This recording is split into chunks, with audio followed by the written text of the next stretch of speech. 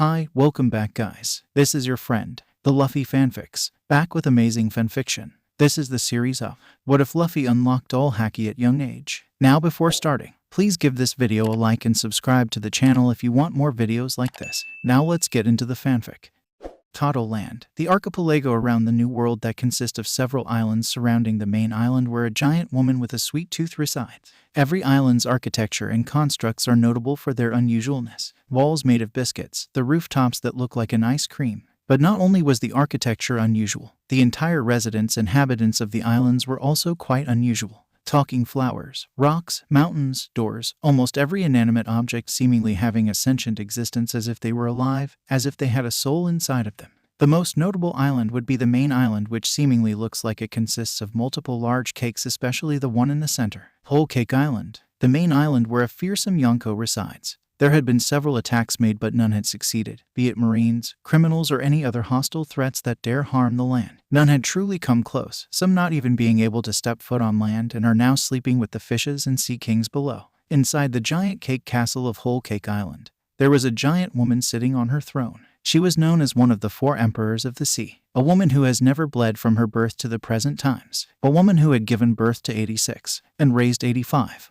The captain of the Big Mom pirates, Charlotte Linlin. She was the queen of Totto Land, her ambition being to form a country where all beings of different races or traits that make them stand out is gathered here to live in unity and to coexist. Though her dream was incomplete as there are a few races missing from her grasp, such as giants, sky people, Kinokobito, and a near-extinct race, Lunarians. Although, due to an event that happened 17 years ago, she didn't focus on her dream but rather on her children instead, making sure to take care of them and be there for them unlike her past self. She vowed to become a better mother to them all after what had happened to one of them. In addition, towards her change, she has slimmed down by a considerable amount. She looked the same as she did when she was around 27 years old. That was thanks to her devil fruit, which kept her in good health and seemed to have kept her to look the same throughout decades. By stealing the souls of others, she could maintain her lifespan and youth as long as she has enough souls. In her throne room, almost all of her children gathered around, although Katakuri and Broly weren't there, which was a rare occasion due to the fact that most of her children were out doing tasks as their minister or simply had issues like a pirate marine attack which would delay them and make them miss the gathering. But on this day, all of the children were gathered here for the biggest event that is about to unfold, the execution of 2nd Division Commander of the Whitebeard Pirates, Fire Fist Ace. They had also sent some spies to capture any important conversation that couldn't be heard from the live stream, either disguised as a marine or an ally of Whitebeard. Where are Katakuri and Broly? Big Mom asked her children that were with her in a soft voice. Her eldest child, Prospero, decided to respond. They should be coming here anytime now, Mama Peroine said, Prospero informing their mother also with a similar soft tone. As he said that, Katakuri and Broly came walking through the doors, although Broly's eyes were pretty red and had a face of guilt, while Katakuri also had a sorrowful look in his eyes. Katakuri gave her a pat on the shoulder as they settled down with the rest of them, although the rest of the older siblings had similar looks of guilt and sorrow in their faces. It was the same day in which it all happened. Broly had been there when it happened. She screamed and tried to do something, but before she could, she was knocked out. She had failed. They all had failed to stop that man from taking him away from them. Some of the younger ones were confused, but the ones who heard about what had happened that day had a look of sympathy for their older siblings and were touching, holding, hugging them in a way to support them. But out of all of them, their mother seemed to look the worst. Her hair wasn't fixed or taken care of in any way, and her eyes were pretty red from quietly crying in her bed. It had happened 1.5 decades ago, but no matter what, she couldn't stop the nightmares that plagued her that day. It just further drove her to become more protective in caring for her children. It was the first time it had happened to her, and she damn well isn't going to let it happen twice. She was never going to lose another child again. All right, let's begin, said Tamago, looking sympathetic for the family. He had served them for a long time, and when he heard what happened, he immediately sent out search parties to see if the man was still hiding on the island and sent several patrol ships to find a boat when she ordered him to. But they couldn't even find a trace or a hint of where he could have went and gone to. And just like that, on that day, Dragon had taken away her baby. On the screen being projected by a Den Mushy projector, now displayed Ace kneeling while cuffed with sea stone. The fleet admiral, Sengoku, was looming behind him with a Den Mushy in hand. Ace, tell me the name of your father. My father is Whitebeard. Wrong. It is. My father is Whitebeard. I have no other father. The Charlottes were intrigued right now. Why did Fire Fist Ace's father matter? Was his father someone infamous who had a big name? The next thing Sengoku said silenced them all. Your mother's name is Portgas de Rouge. She used all of her strength, and as soon as she gave birth to you, She died. I'm sure you already know who your father is. The Pirate King, Gold Roger. Silence. That was the only thing they could do. They were stunned and shocked by this revelation that Roger had a son, a fucking son this entire time. It was silent until Ephilie, her fifth daughter, spoke up. Fire Fist Ace is Gold Roger's son, and it was just pure chaos after that. That guy had a child, so Fire Fist got his strength from his father. Is he after the One Piece as well? How did no one found out till now? Were some of things the Charlottes were saying when they recovered from their shock, although some of them were still clearly taking the information that was dumped on them until Big Mom, leaning back into her chair with her head tilted and resting on her arm, made a comment. So Roger had a brat this entire time. Not only that, but he joined Newgate's crew. How ironic. And the ones who heard her couldn't help but agree and be amused at that. It was true, the son of Roger sailing under Whitebeard, a person considered to be the rival of Roger's. Roger must be crying in his grave finding out that his own son considered Whitebeard to be his one true dad rather than him. Now with the information presented to them, they were looking forward to see what comes next. After all, Whitebeard wouldn't let it slide that the Marines were trying to execute one of his sons. Maybe Whitebeard knew of Ace's lineage but didn't care. Although the Marines better be prepared. She knew that even though Whitebeard was growing old, he is still a pretty damn strong pirate that had enough power to destroy the damn place if he wishes to. She would know after sailing with him under rocks before his death. The only thing stopping him is the fact he would take out his son in doing so. A couple minutes later, and lo and behold, Whitebeard's ship came out of nowhere from below the ocean, springing out, and later on 3 more ships appearing. It seemed that all 14 commanders under Whitebeard were there to rescue Ace, which wasn't surprising. They would go hell to and back for their commander. Later on, it was one hell of a fight. The Whitebeard pirates came rushing to fight the Marines to save their brother. Big Mom was interested in the strange giant with horns, fangs, and yellow-green skin. He was definitely a giant like her, but he was clearly abnormal with his appearance, although she was later saddened by the fact he seemed to have died while reaching out towards Ace with his hand before falling. That giant must have been on really good terms with Ace. The Ice Witch, Whitey, made an appearance with her ship that broke through a part of the wall and the ice made by Aokiji, which in turn made the pirates go through the opening made by her. Things were turning out to get more and more interesting until I knew you'd overdo it. That's because of his wink. You're blaming this on VME, Croco? Who cares? We're gonna die. Oh, I'm made of rubber, so I'll be fine. Several figures had come falling from the sky, but the one falling faster from the sky had come into view, and the Charlottes recognized his face via the wanted poster. Isn't that? Smoothie trailed off looking towards her siblings. Straw Hat Luffy, some of her siblings said, nodding towards her. They had heard about the boy from Lola, their sister who went out to sail to find love after turning down Loki, and their mama also turning him down because if my own child rejects you, then it's not meant to be. After that, she had gone up to their mother and told her she wanted to set sail.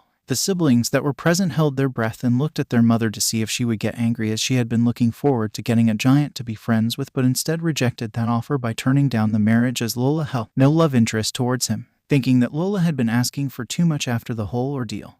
Their mother instead gave a soft look towards Lola while telling her to take care of herself and ordered to prepare a ship for Lola, which she beamed at. They were surprised by the turn of events but were smiling and happy for her and for their mom. Their mother was changing for the better, although it would be immediately replaced with guilt and sorrow remembering who made her better, and the fact that they couldn't find him, it frustrated them. And the one responsible for making her better was stolen from them. She would call them regularly on the snail phone to tell them what she's doing or her progress on trying to find love. When she got rejected a couple of times, the siblings would laugh but encourage her that she would eventually find true love. When the number of rejections reached 2 digits, they were amused and teased their sister about it.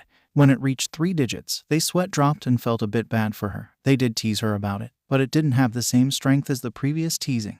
But when it reached 4 digits, they felt nothing but sympathy for her, some even letting out a tear out of pity. Well, most of them. The younger ones, they couldn't help but laugh at their sister's misfortune. Lola would curse her younger siblings whenever they did and told them to wait till they get rejected when they grow up and confess to someone, which in turn made them laugh harder like the brats they were. But when Lola stopped calling altogether for some reason, they were worried until she called back, much to their relief. Turned out she was stuck on Thriller Bark until a group of pirates saved her. Most of their siblings, mostly the older ones and the ones close to Lola, were there when Big Mom told Lola had finally called. They had talked about how she got stuck there until Big Mom asked who saved her precious love-seeking daughter. Sorry, Mama, I was careless. It's fine, sweetheart. Now tell Mama who were the ones who saved you. Ah, they are the Straw Hat, Big Mom has heard about them. A rookie crew coming from the eastern seas, the weakest sea, had been appearing on the newspaper lately due to their actions like storming an ice lobby and even punching a celestial dragon, which takes a lot of guts, which was a surprise to her, although she never really cared about them except for some of her children. So what if they were some rookie crew coming in strong from the east? A New World pirate considered people like them a small fish in a vast ocean. What's the name of their captain? Having said all that, she was interested on who their captain was along with her children. For him to defeat Gecko Moria was an impressive feat. After all, he was the one who fought that brat of a kid Kaido when he was younger. He was defeated but still went toe-to-toe with him. After the fight with Moria's crew dead, he slacked off and used his devil fruit way more often rather than training his haki and other skills. But even still, he was pretty strong even after all this time slacking around. So for him to be beaten by some rookie pirates ... this piqued her interest. His name is Luffy. Big Mom froze at that name. "Mama, what's wrong?" asked Compote, her eldest daughter. The Charlottes were worried when she suddenly became silent. They got worried when their mother hadn't responded yet, which made the atmosphere tenser. "Mama," this time Prospero asked with a look of worry, until Big Mom said something. "I was planning to name him after my previous craving."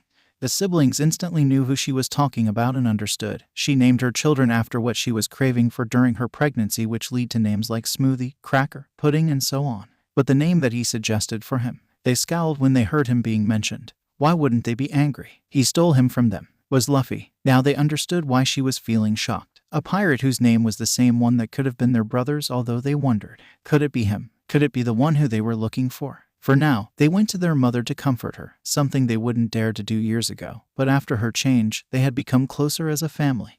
"Ace," Luffy shouted upon landing and spotting his older brother looking like he's been through a training session with Jimbe.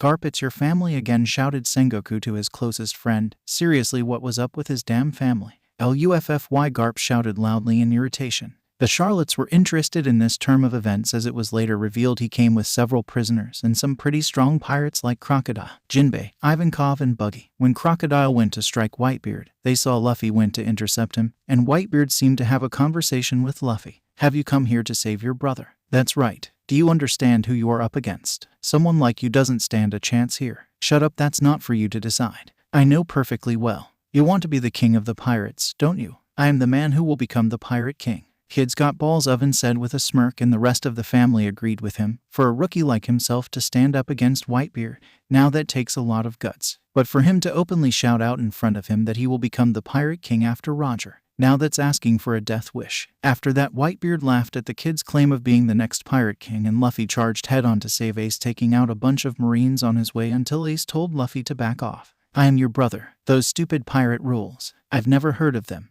The Charlottes can't help but smile at this. After all, they would get frequent attacks from Marines, pirates, and criminals alike. Sometimes they even went so far to attempt to steal the younger ones. But they had always been there to protect each other no matter what. One time, Ammon had been walking with Poir and Galette, and when Ammon let Poir out of her sight for a few seconds, she was gone. She heard a scream coming from an alley and saw some Marines that were undercover saying they would kill her in the name of justice and how she should have never been born and she was a freak because of her teeth. Ammon, upon hearing and seeing this, went and dealt with them. She earned the title Demon Lady that day. Later on, when Big Mom heard about it, she cuddled and hugged Poir close, reassuring her that there was nothing wrong with her looks. That night, Mama had slept with Poir, Galette, and Ammon, while her other children just invited themselves in after hearing what happened, and they had a massive sleepover. Thankfully, Poir recovered and was smiling happily, but she seemed insecure when outside the streets and sometimes covered her teeth or closed her mouth shut, which sometimes hurts the Charlottes inside, seeing how she became somewhat afraid of being judged for her teeth by the people. Tamago, throughout his years of service with the Charlottes, was shocked when Big Mom and her older children aged 24 and up seemed to be frozen upon hearing about the boy's father. Their faces pale and white before some of their expressions softened, and for some of their eyes either watery or shiny, and had brought their hands onto their mouths. Big Mom was shaking before she sobbed and whimpered at this before some of the older children followed, although they either openly cried or also lightly sobbed. The children who didn't know about who Dragon were confused and shocked when they saw their older siblings and their mother crying so heavily until Dragon, Dolce said, tilting his head towards his elder sibling. He and his brother had heard about that man from listening in on one of his siblings' conversation by being above them with their balloons. They always had looks of frustration, grief, and guilt. "Wasn't that guy?" Draghi trailed off. "The bastard who stole our brother." Bruley scowled heavily while subconsciously using her devil fruit and causing all the mirrors in the room to shake. That was one of her biggest failures that had weighed heavily upon her shoulders throughout her life. She couldn't stop the one responsible from taking away their baby brother. Their baby brother who upon seeing their mother smiled brightly like the sun and beamed at her.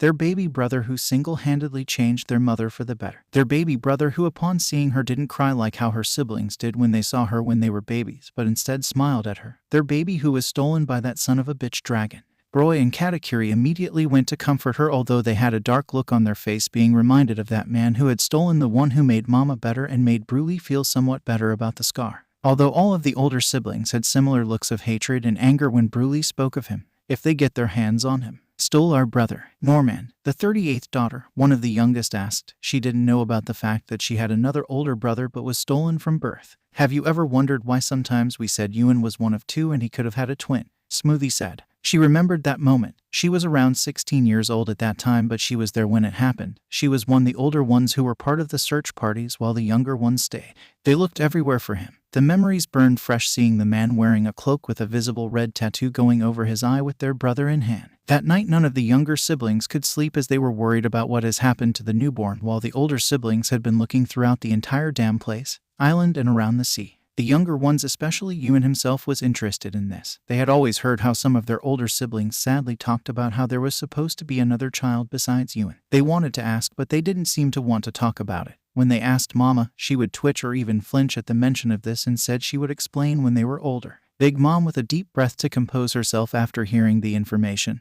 although she wanted to cry more. Years of not knowing whether her baby boy was dead or alive until he was there at Marineford where Sengoku revealed his biological father. She looked at her children and explained. Monkey D. Dragon, 17 years ago, gave me a child. During that time I was already pregnant with Ewan, his birth being just a few months away from him, so in a way they were sort of twins. Big Mom gripped her hand tightly, her nails digging into her palm causing her to bleed a bit. She was reminiscing about that day. Upon her children seeing this, the ones closest to her held her arm in a supporting manner and gave her worried and reassuring looks which she was mentally thanking them for. Even her three homies made from her soul was shooting a concerned look over her when she talked about him. After all, Zeus, Napoleon and Prometheus were there when Big Mom cried and wailed for her baby on that day. They tried to comfort her in any way they could, which she was grateful for. She took a deep breath and had a soft but a regretful and guilty look in her eyes before continuing on. During that time before Luffy was born I was, and not exactly the best mother. She looked away from them in shame and guilt but could feel how her children's arms and hands held hers tighter. Remembering on how she neglected her children's problem when she should have been paying more attention, she could feel Mother Caramel shoot a look of disappointment towards Linley.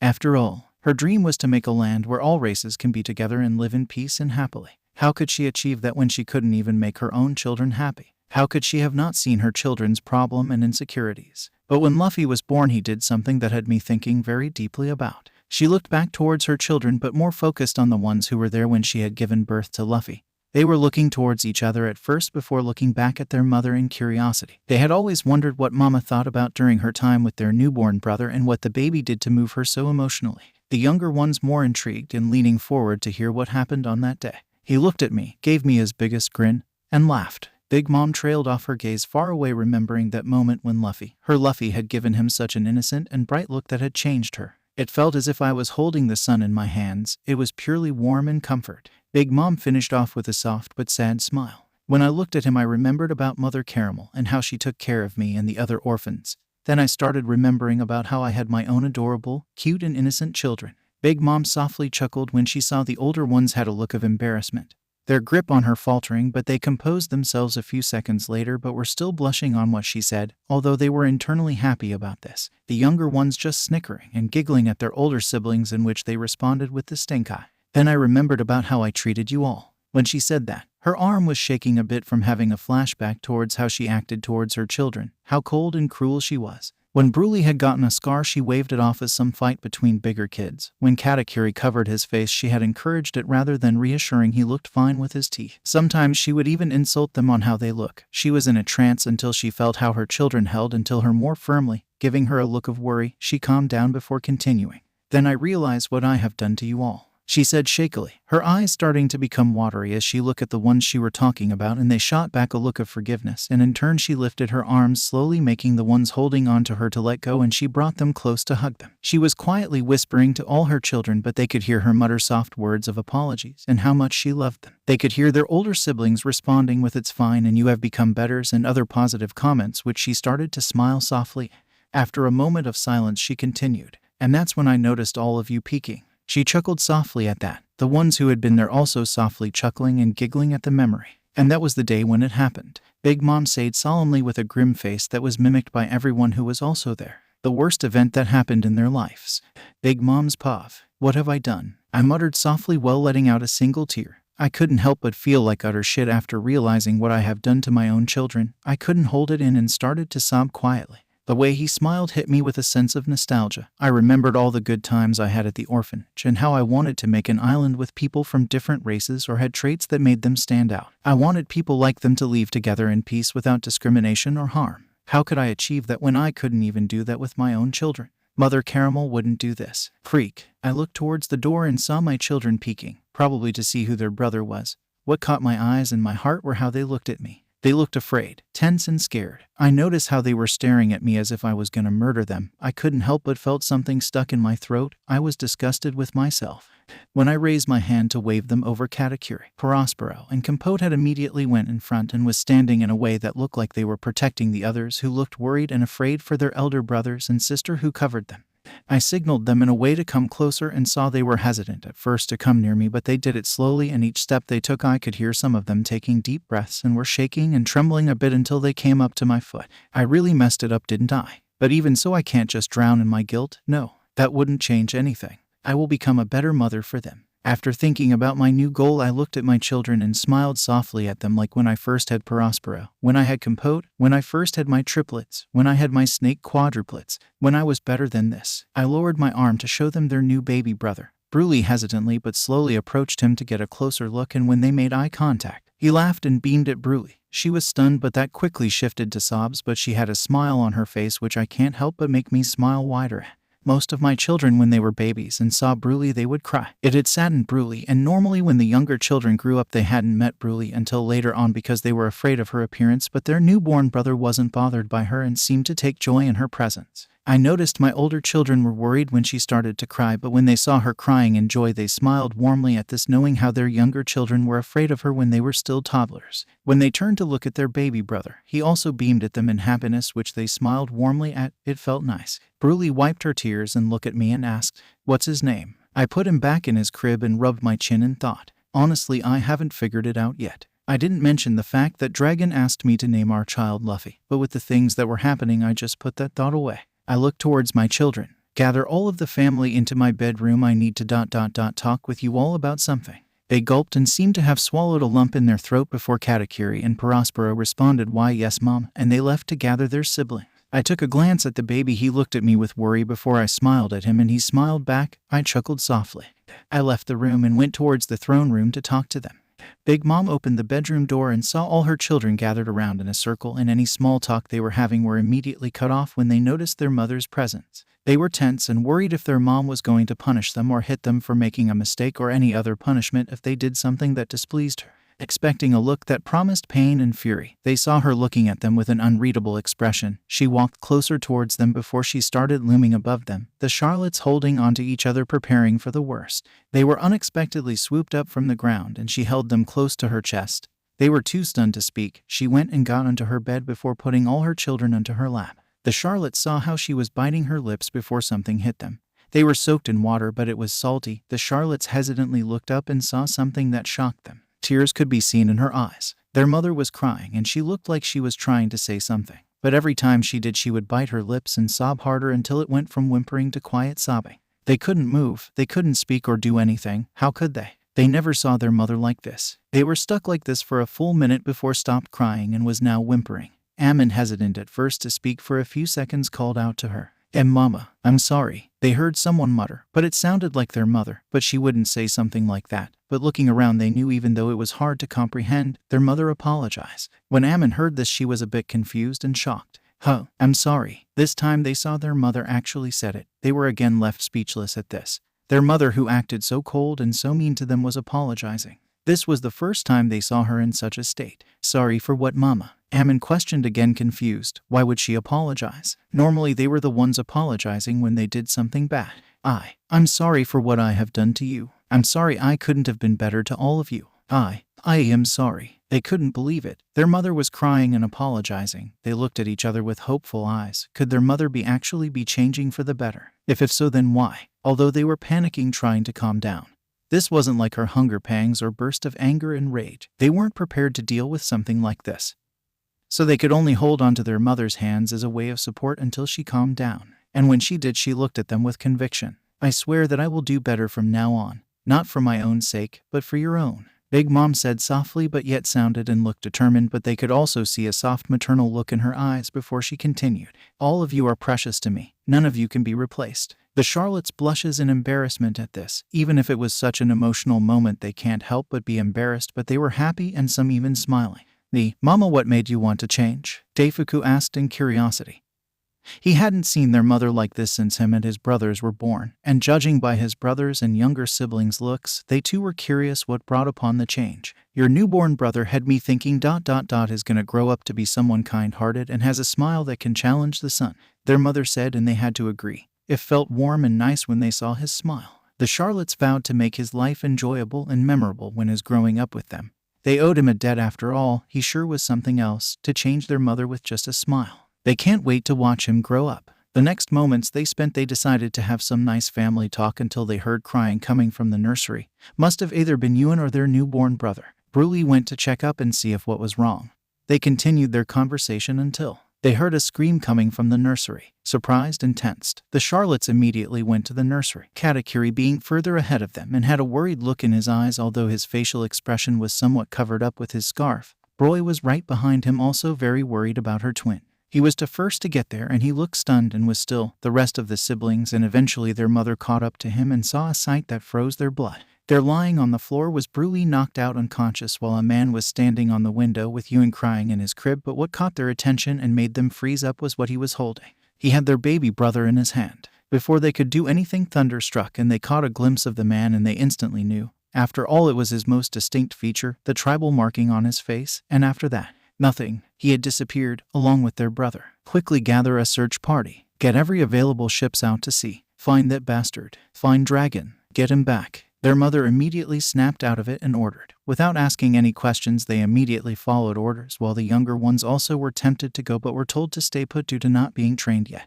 They can't let him get away. They mustn't let him disappear. They vowed to be there for him. They can't let him be separated from them. But Atlas, after several hours of searching through every island near Totto Land and around the sea with Montdor commanding and instructing them, they came back. The younger ones with their mother with them were impatient, trying to prepare for the worst news, but nothing could. Then the doors opened. The older siblings slowly approached them with an unreadable expression on their face before Katakuri, Rayleigh, Prospero, Compote, Am and Smoothie approached them. Smoothie let out a few tears followed by her older siblings before it turned into sobbing. The servants with them had grim looks in their face and they knew. They had lost their brother. Dragon had gotten away. That day was the day all the Charlottes with their mother hugging them cried for hours, days, and weeks without end. The younger ones had tears in their eyes. They couldn't believe something like that happened. But before they could respond, Compote, wide-eyed staring at the screen after composing herself, said one thing that got all their attention, and they paled when they saw what had her attention on the screen. Luffy. He was facing all three admirals alone. Quite an entrance, son of Dragon. This youngster sure is scary. If nothing else, I praise your tenacity. But you're not ready for this stage yet. Give Ace back, Luffy shouted at the three admirals. Kizaru had flashed in front of Luffy when he flashed past them, preparing to kick him. But Luffy did something they did not expect. Get out of my way, Luffy shouted with a blackened fist, sending Kizaru plummeting into the ground and knocking him out. He was too surprised to defend himself. Yuzushoku, Haki, Akainu and Aokiji were stunned. He knew how to use armament Haki. A Haki user from East blew the weakest sea. Sengoku, upon seeing this, ordered the executioner to execute Ace. Luffy screamed for Ace, but just as they were about to, Sand had hit them. Crocodile had intervened. Luffy took this chance to run towards Ace but was intercepted by Aokiji throwing an icicle at him. Luckily, it only threw him back a bit. Thank God he learned about armament Haki from Shank. Oars brought the Moby Dick into the wall and the Whitebeard pirates had flooded in. But Luffy didn't care about that. He had to save Ace. With the help of Ivankov clearing the way, he had to face Kobe, who he quickly dealt with, until they raised the blades upon Ace. Luffy, upon seeing this, decided to say one simple thing that knocked out a few of the pirates and half of the Marines. Stop. Upon saying that, the executioners, Marines and pirates went unconscious. The ones who were conscious were surprised. Ace's brother had just used Conqueror's Haki like he did, although Ace was smiling a bit. After all, he was taught by Luffy about Haki thanks to him being taught by Shanks. Sengoku saw this and raised an eyebrow. What are you smiling about? Ace responded, looking back at him with a smirk. Oh, nothing, it's just that my younger brother is a lot stronger than you think and he isn't happy about what you guys did to me. You are beyond screwed. Which had Sengoku eyes narrowed. Little did Sengoku know that Luffy, due to Garp's insane training with Shank's guidance, he was going to be the biggest obstacle, second to Whitebeard. The family were stunned at first, but they cheered for what their brother did. He had punched an admiral and he used Conqueror's Haki. Besides their mom, Katakuri was the only one who had it, but just as the executioners were about to kill Ace, which had them tensed and sweating. They didn't want Luffy to lose a person he considered a brother. Worry turned into shock when Luffy shouted and the Marines fell and went unconscious. He has Conqueror's Haki like Katakuri now. Flamp shouted, surprised, putting next to her head, all three eyes wide at his display of Haki. The Charlottes now leaned forward and focusing on what their brother would do. They also asked Tamago to order the chefs to prepare beverages, sweets, and especially popcorn. This was gonna be one hell of a fight. Akainu eyes narrowed. Conqueror's Haki. To think he was born with it ... but it's to be expected from the son of evil. Aokiji let out a sweat while talking to himself. Oi, are you serious? Kizaru had gotten up from the impact and saw what had happened. That surprised me. Although he was no longer smiling. All three admirals glanced at each other before rushing to attack Luffy. They couldn't let him get away. He was a D who has Conqueror's Haki and armament also. He was going to be a sure danger in a future. They had to take him out along with Fire Fist Ace before they could grow. Now, Luffy, upon seeing this, just grinned fairly with a sinister glint in his eyes. Bring it. Hardening his left hand, he put his mouth onto it and he inflated it. Muscle balloon. And said one thing that had Ace grinning at. He was gonna use it. Gear forth. Upon saying this, his body had inflated, symbols appearing and expanding on his chest with smoke blocking his figure until it disappeared and reviewed his new look. Bounce man. Akainu scoffed. What is this, a joke? Kizaru amused but seemed to be on guard. He sure got big. Luffy, I am serious, said Luffy. You can't even stand straight. You're bouncing because you're rubber. Aokiji said. Shut up ... You guys ... won't be able to do anything against me. Luffy said, winding up his fist. That's interesting, Smoothie said, crossing her legs and leaned forward in anticipation.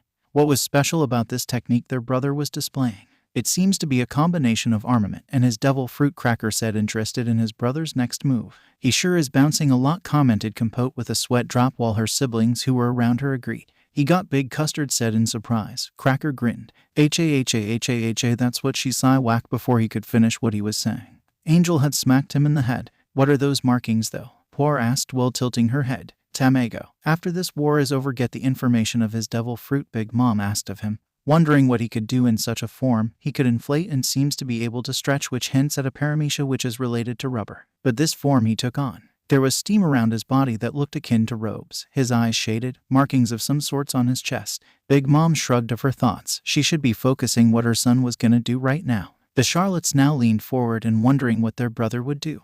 Luffy was bouncing a few times, winding up his hands, and had a look of concentration, and after a bounce, he went for Aokiji. Gomu, no fist cranked up back into his arm. Aokiji surprised but was able to raise his arms to try defend himself. Kong gun. He was immediately sent flying and crashed into the headquarters. The people who were watching were stunned. The Marines were terrified, but the pirates cheered on. Gurara. So it is true. Whitebeard laughed out loud. Ace had told Whitebeard about how ridiculously strong Luffy was and how he trained him on how to use Haki. Marco along with his brothers were confused and turned their head towards their father figure. What's true? Whitebeard grinned. Ace had told me about how insanely strong his brother was. He even taught him armament Haki, and when he found out about how Ace had conquerors, he taught him that also. They were stunned. Pops, how old was Luffy when he taught Ace? Oh, he was around 6 to 7 years old around that time when he taught him Haki. The commanders, their allies and Marines who were near them heard what he said and they had their jaws dropped at that. First he was revealed to be the son of Dragon. Then it was revealed he could use Haki, especially conquerors, and now he overpowered an admiral with ease with a single punch. But not only that, but he learned Haki at 6. What the fuck is up with that brat? They were afraid to even think about the fact if he had other siblings. He was the brother of Ace. Was there an older brother or sister of his who was also stupidly strong? And they haven't even gotten to his mother, but they didn't want to. It would be too much to handle if it was revealed to be a big shot. The Charlottes were surprised but smiled at what he had done, the younger ones cheering him on. Big Mom was just beaming with pride on how strong her son was. She can't wait to get Luffy back to them. What strength fa? Opera said with his 4 brothers nodding dumbfounded. They had noticed how their spy had seemed to be pick up whatever Whitebeard and his sons had been talking about. Ace had told me about how insanely strong his brother was. He even taught him armament Haki, and when he found out about how Ace had conquerors, he taught him that also. Pops, how old was Luffy when he taught Ace? Oh, he was around 6 to 7 years old around that time when he taught him Haki. The Charlottes who were eating and drinking did a spit take or choked. He was 6. Cracker, Custard and Angel said in unison. Sister breath. Roy said, patting the back of Bruley, who choked. She hadn't eaten anything when the revelation came. Everyone had looks of surprise. Sure, Katakuri had conquerors, but he was around 14 or so when he had unlocked it. He sure is something else, ain't he? Smoothie said, smirking proudly of her brother's power. Everyone nodded in agreement at that. Kizaru and Akainu had their guard up and were tense. They shouldn't have underestimated this brat. They kept staring at him with their guards up until he disappeared. GOMU no. Before Akainu could react, he was blasted off. Rhino Schneider Luffy kicked Akainu off into a far distance. Kizaru, upon seeing this, flashed far away to cover distance. YASAKANI Sacred Jewel. A yellow beam had hit and exploded upon impact. When it hit him, there was a lot of smoke created. Sengoku, upon seeing this, had a poker face, although it seemed he was satisfied about what he saw, while Garp gritted his teeth. But Sengoku noticed how Ace still was grinning as if nothing happened. Why are you still smiling? Your brother could be dead. Ace just kept his grin and looked at Sengoku. Well, it's simple. GOMU no. My little brother, Culverin, can't be defeated that easily. Kizaru, upon seeing this, flashed away and saw how he was open, a chance to strike back. He flashed and kicked Luffy with a devil fruit-infused kick, but it did nothing. It felt like rubber armored but still rubbery. Kizaru was shocked. I told you already. You won't be able to do anything against me. Luffy just bounced off his kick. Kizaru flashed away. You can't get away from me, Luffy shouted. Kizaru noticed that previous attack was still coming from him. He flashed, but it was still stretching. Keep going after him, Python. It kept stretching further and further. He flashed, but it stretched further. He flashed again, but it stretched further. How far can it stretch? Enough. Kizaru flashed again, but faced towards the incoming fist this time. Just fall already. YASAKANI Sacred Jewel. GOMU no. Both attacks impacted, but Luffy overpowered his. Kizaru gaped and was surprised at this, and before he could react, the fist collided with his face. Culverin. He was immediately sent crashing down into the ground, creating a deep hole. Luffy, not being able to withstand his form anymore, reverted back to normal. Damn, can't use Haki for the next 15 minutes. Luffy, seeing how he wasn't blocked, smiled. He had a clear opening.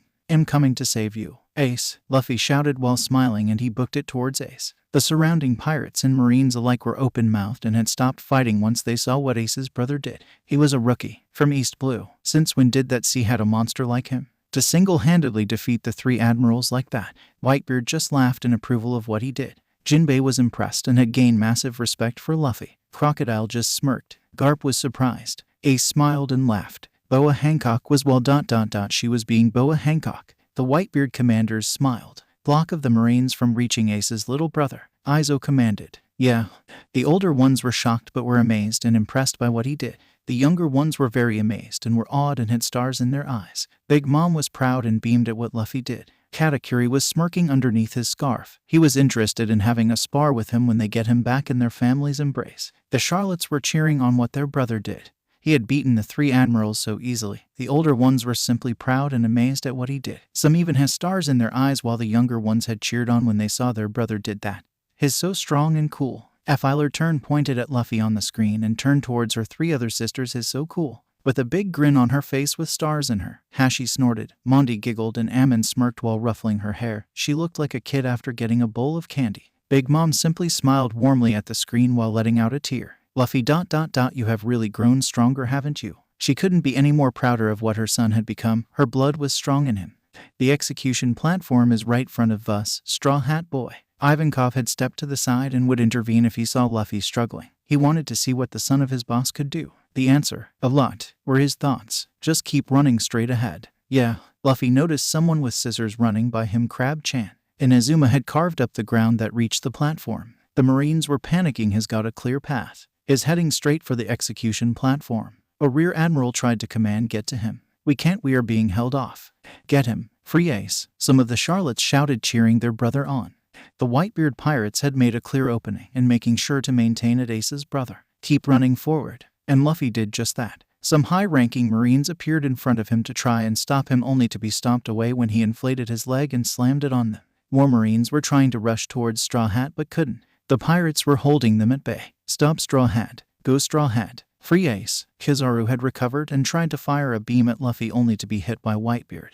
He couldn't dodge after being hit by his fist. It really had weakened him. Luffy, now running up towards Ace via the path made by Crab-chan, smiled. He was so close. Here I come, Ace. But sadly it wasn't over yet. One more obstacle had jumped in front of him, the hero of the Navy, Garp, his Jiji. Upon landing he had stomped on the platform, making it slowly break. He had to be quick before it breaks apart. There's no way I'll step aside. I am a Vice Admiral from Navy HQ. If you want to get past me, then do it over my dead body. Straw Hat Luffy. Luffy gaped in surprise before gritting his teeth. He knew what he had to do. He had to get past him. He had to beat Jiji. The platform broke even more and everyone was tense. Do something, Straw Hat Boy. If you don't act fast, the bridge will fall, Ivankov said, some pirates even shouting his name in worry. Could he do it? That's. Ivan perked up at who was blocking the way. If it was him it would be a problem. Monkey D. Garp, hero of the Marines, Luffy's grandfather too. Big Mom answered her son, although she and her children were worried. Their mother had told tales of her times during being a Rocks pirates and how Garp had chased them and was able to beat them with Roger's help. They were worried. Could he do it? Garp reminded Luffy again, I've told you already. If you want to get past me, then it'll be over my dead body. Luffy gritted his teeth, more reminiscent about his Jiji before snapping out of it. His face hardened. He had seen into the future and saw what his Jiji would say. Luffy, I now regard you as my enemy. Garp wind up his fist to go in for a punch, but sadly, he remembered about Luffy when he was a child and he faltered. Taking this opportunity, Luffy wind up his own one and punched Garp out of the way, screaming. He immediately plummeted into the ground, although he had a resigned face in doing so. He took that hit willingly. Sengoku had noticed this. You play the parent after all. Garp, Kizaru panting, looked onwards. Looks like he's gonna make it to the execution platform. And he did. Luffy had done it. Ace was stunned at the sight of Luffy in front of him standing on the platform. He did it. Luffy smiled at Ace upon landing on his execution platform. I finally made it. Ace was gaping a bit at the sight. Luffy. And then he smiled softly. You always were ridiculously strong. Luffy went to Ace cuff and finding his key in his pocket while Sengoku hardened his expression and started to glow. He was using his devil fruit. A Marine commented about it. Look, Fleet Admiral Sengoku is using his ability. Luffy, just as he was about to unlock it with the key,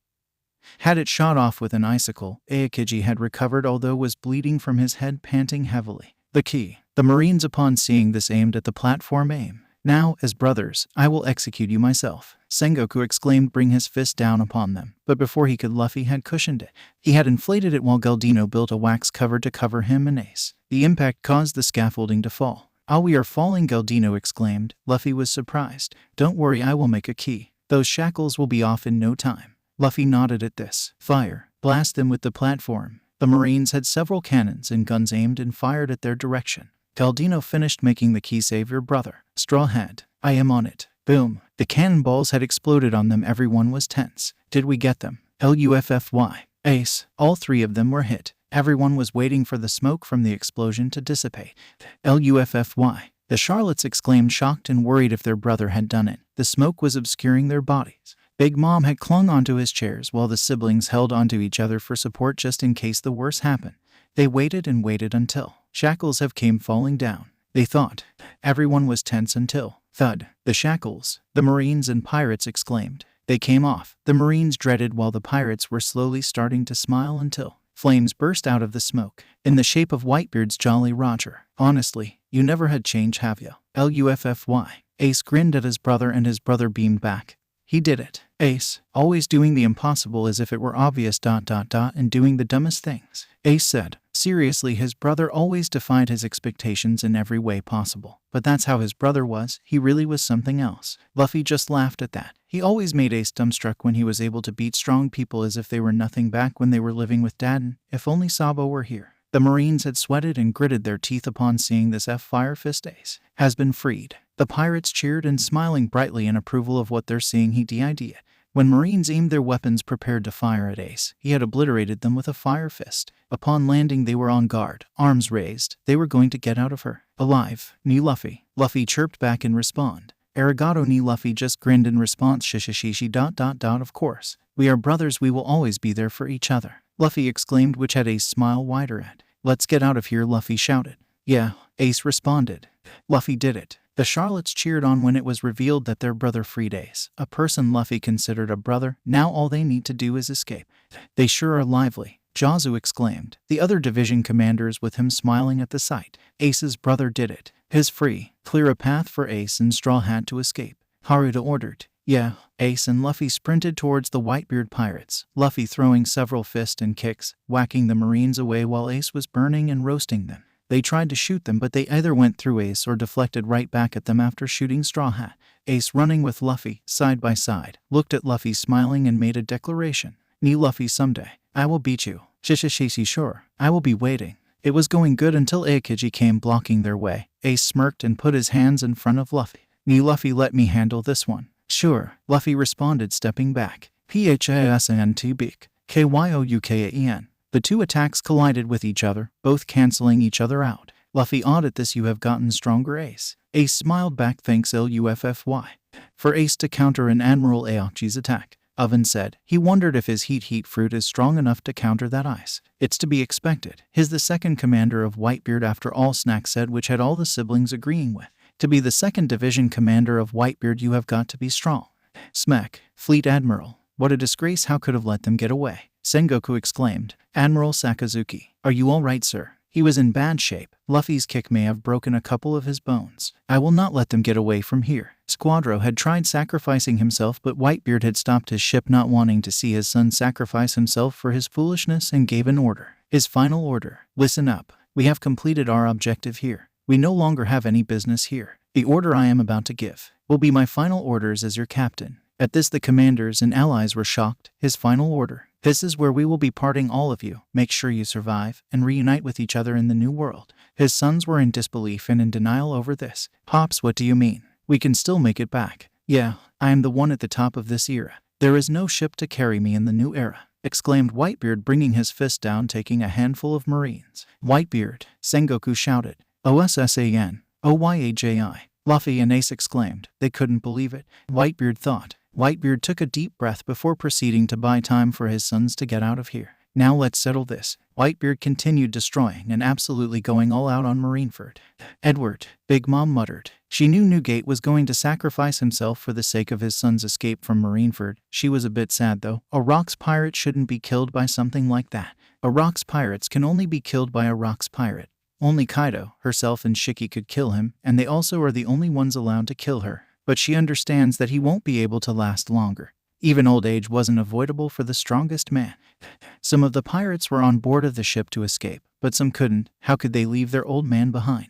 They let out tears, pleading their captain to come with them, but he stood his ground and told them it was captain's order. Most of them obeyed with heavy hearts, while the others didn't want to leave but were dragged into the ship.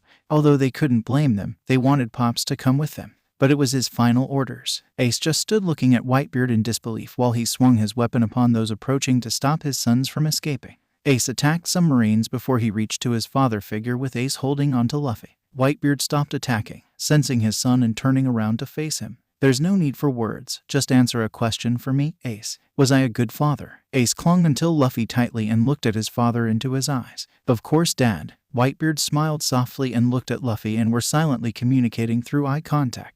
They both nodded and Luffy grabbed Ace and booked it to the ship. Whitebeard turned towards the Marines, feeling fulfilled by Ace's answer. He started wreaking havoc and letting loose. They were running towards the ship with Jinbe behind them while the Marines were trying to gun them down. "Keep going forward. Ace-kun, Luffy-kun." "Yeah." They were close to the ship until, "Do you really think I will let you run away? After all, Whitebeard is nothing but a loser from a dead era." Ace stopped and turned towards the bastard who said that. It was Akainu. "Take back what you said." His ship brothers tried to convince him to go back to the ship, but he didn't listen, although they couldn't blame him. They wanted to kill that bastard who would dare insult their father. Your father, Gold Roger, conquered the entire Grand Line. What is Whitebeard when compared to that? Akainu was smirking arrogantly. He was agitating Ace. He also noticed the other commanders and pirates twitching or glaring at him. Ace in response burned brighter and his scowl deepening. "That man ...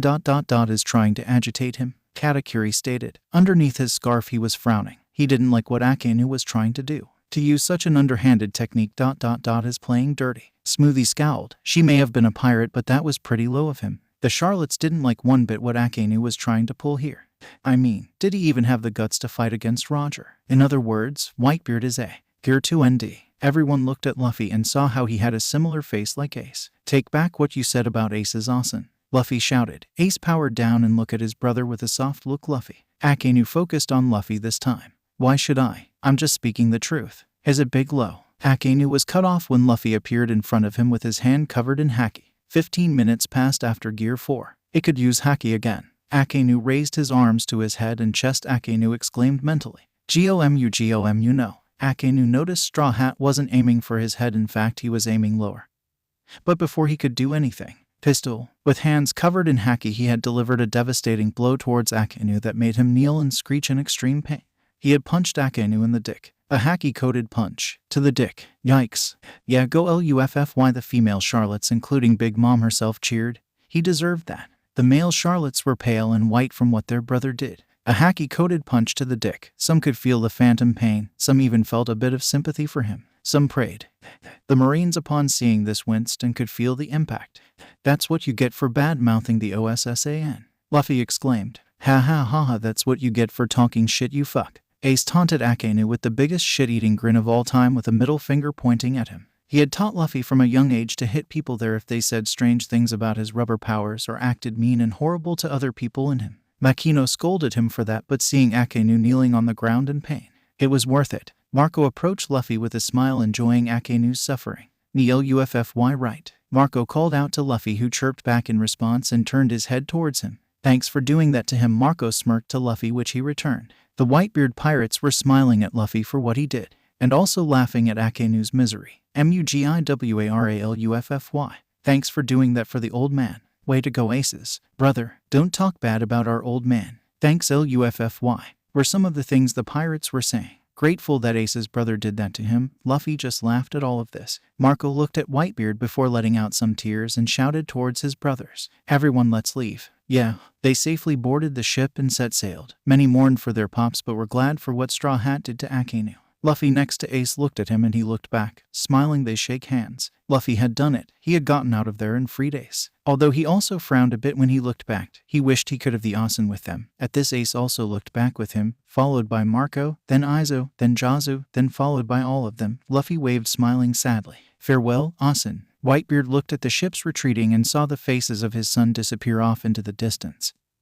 He smiled softly and waved back farewell to them when he saw how Luffy waved at him, which was followed by his sons who were crying. He looked at Akainu, who was kneeling in pain, and could hear him saying "why the dick" in a high-pitched voice before fainting, which he laughed at. Now then, to deal with the Marines and his traitorous son who arrived. When the sight of Marineford vanished, they stopped waving and went to check on the others and tend to the wounded. Luffy, remembering what Ace had said, turned to Ace. Ace, what is it, Lou? A nickname he had given Luffy during when they were children. About what you said back then. What does fuck mean? Ace went pale. Upon leaving Marineford, they reach an island where the Marines wouldn't find them while their allies split up to divert their attention or to escape from the Marines. Right now, the island they were at also were broadcasting the events at Marineford, and upon seeing it, they immediately scowled. While they were getting away, it seemed the traitorous, backstabbing bastard son had arrived. Marshal D. Teach, or more known as Blackbeard, has came to finish off Whitebeard before their father had succumbed to his wounds. With his remaining strength, shouted his final words, his last middle finger in fuck you to the Marines and governments. One Piece is real. Upon their father uttering his final words, all smiled softly but had tears in their eyes. That was something their old man would do. After that, Teach had covered Whitebeard up and did something. They didn't what he while in there, but he was using Oyaji's devil fruit somehow. They were initially shocked but quickly were infuriated and furious that the bastard son had stolen his devil fruit somehow. He was challenging the Marines to fight, but before he could, a ship arrived with a certain red-hair Yonko. Shanks, Luffy shouted upon seeing him. You know him? Jinbe asked, raising an eyebrow at him along with everyone else except for Ace, who was told about him and even met him. Yeah, he came to my island when I was 6, and when some bandits were bad-mouthing him and trashing the place, the bandits kidnapped me and I beat them up, Luffy said cheerfully while the Whitebeard pirates had deadpan look. They should be surprised at the fact a child beat up a group of bandits, but after seeing what he did in Marineford, they just couldn't. The red-haired Yonko had came to end the war, and he would handle the burial of Whitebeard and also challenging Blackbeard and the Marines to a fight if they wanted one. They backed off with Blackbeard retreating and Sengoku announcing, "The war has ended." After that announcement, they went to get barrels of alcohol and a bottle for juice for Luffy and proceeded to pour them into mugs. Marco got everyone a mug of beer while Luffy a mug of juice and raised his own mug while everyone followed. To Pops, to Oyaji, to Whitebeard, to OSSAN, were the many things they said with some tears in their eye. They cheered at the fact that even though their father was dead, they had gotten Ace out alive. After celebrating, mourning and drinking, they had taken a rest. When Edward said his final words, Big Mom smirked that the Marines and government were going to have a headache. Not only did Roger state that he left One Piece for the taking, the Yonko Whitebeard, second closest to Pirate King, now announced the confirmation that One Piece was real. What a fucking legend. Although she was pissed at Blackbeard for killing him, it should have been her or Kaido to finish him off. When she ever crosses paths with that backstabbing bastard, she will slaughter him with the biggest smile on her face. When Blackbeard had somehow stolen Edward's devil fruit, she and her children were shocked at the fact that he didn't die. Although Big Mom was frowning more rather than being shocked, something was wrong with him, but she didn't know what. Before she did slaughter him if he ever dared to set foot here, she was gonna use her devil fruit on him. Something fell off from his. So, after that, Shanks had came and ended the war, and thus came the conclusion, with the broadcast ending after a few seconds of silence when Sengoku announced the end. Tamago, gather every information you can find about my son and what he has done along with his crewmates. Also, bring the intel to me around dinner. Of course, Mama. Tamago left to search for information through several contacts and information brokers. My children, you are dismissed. Look forward to dinner where Tamago would inform us about your little brother. Yes, Mama. Her children left while discussing things amongst each other, mostly the fact their brother had been found, the older ones looking cheerful and happy over the fact they had found him. Big Mom leaned back in her chair while still staring at the screen, but with a visible smile on her face. Her son was alive and had grown strong. Thank God. You were fine. Luffy, wait for me. Mama will get you back where you belong. After Sengoku announced the end, morale was pretty low. They had failed to execute Fire Fist Ace, and now him and his brother were loose out in the seas. He took a sit on a piece of rubble. Marineford had been completely destroyed. Straw Hat Sengoku clenched his fist, thinking about him. How did we not notice his strength? For him to beat 3 admirals, freeing several prisoners, and lastly the worst, he had free Fire Fist Ace. How did a brat like that slipped under their radar? How did we miss the fact that he could use Haki? The more Sengoku thought, the more fury he felt for himself. Luffy was able to defeat the warlord Crocodile. He was able to get Devil Child Nico Robin out of Anai's lobby and defeated a Cypher Paul agent. They should have dealt with him sooner or looked further into him before. Sengoku was going to Kong for the resignation tomorrow. Right now he wants to lay on a bed and sleep after the entire ordeal, but before he could get up and do just that, Fleet Admiral Sengoku, Commodore Branu, was calling out for him. Here you are. We've had word from Impel Down. Is Magellan all right? Sengoku asked with his eyes closed, preparing for the worst. He got beaten badly and is barely alive. He's been treated intensively by the medical team. Branu said, he's a dutiful man, he's blaming himself. Which Sengoku agreed. Magellan has taken great pride in Impel Down being the most secured prison. They said that if he could move now, he'd kill himself. Don't let him do such a stupid thing. Sengoku, eyes open, said to Branu. Why, yes, sir. Sengoku now asked the bigger question. They wouldn't just give word of the warden's status only. Something must have happened down there. What has been going on at the prison? Allow me to give you the condition as it stands. The situation on level 6 is especially bad. It's literally a tragedy. This had Sengoku sweating. Level 6 held the worst prisoners. A tragedy. Branu proceeded to tell Sengoku what Blackbeard had done, which had caused him to pale considerably. He freed selected members from the worst criminals in the world. This was bad, really bad. Yes, but only 4 prisoners were taken. San Juan Wolf, Avalo Pizarro, Vasco Shot, Katarina Devon. But there are obviously more prisoners missing from level 6, which means Sengoku was now having a massive migraine at this. There are more escapees from level 6, aren't they? If even one of them from level 6 sneaks in a country somewhere, the entire population would be in grave danger. Sengoku had to send Marines to put them back. He had to validate the numbers of who's not in there, get their names, and put a most wanted list out now. Branu at this acted strangely. Sengoku looked worried. What's wrong? Well, I'm under orders from the world government ... to keep this matter a secret. Sengoku eyes widened at this. More blunders will harm the government's reputation. Sengoku clenched his face and was pissed at this. Damn them. Sengoku took a deep breath at this but was gritting his teeth. How could they let this go? Many people would be in danger for this. But later he relaxed. At least he was resigning and didn't have to deal with this mess. He was free. But before that, he also had to decide the new bounties on Fire Fist Aces and Straw Hat Luffys. After some time to compose himself and thinking thoroughly about this, he told the Commodore. Branu, why yes sir, Fire Fist Ace and Straw Hat Luffy. Their bounty, what about them? For Fire Fist Ace escaping execution, being Roger's son, and going toe-to-toe with Aokiji, make his bounty 850 million buri. Yes, and for Straw Hat Luffy, for breaking in and out of Impel Down, releasing several dangerous criminals, most notably Buggy, former warlords Crocodile and Jin the Knight of the Sea, Emporio Ivanka, fighting, overwhelming, and defeating 3 admirals, and castrating Admiral Sakazuki, and being the main reason why Ace has escaped, and being the son of Dragon. Make his bounty. The next day, when they were all sleeping, they were woken up by Marco. Everyone get up now. His brothers and Luffy woke up, some grumbling or some wanting to sleep more, but dragged themselves towards Marco and gathered. They saw Marco scowling with a newspaper. Izo grumbled, clearly wanting to sleep more. What is it? Marco started to look at the newspaper and read out loud. Fire Fist Ace execution failure. Emperor of the Sea Whitebeard dead. Blackbeard on the rise. At this they scowled or frowned at the reminder of their pop's death and how Teach had stolen his fruit. Also, I got a call from red-haired Shanks. He gave us coordinates on where Oyaji's grave is, Marco said with a solemn look. At this they also have a solemn look. They prepared for this, even though they didn't want this day to come. It was gonna happen anyway, be it death in Marineford or death by old age. Let's go properly pay him our respect as his sons.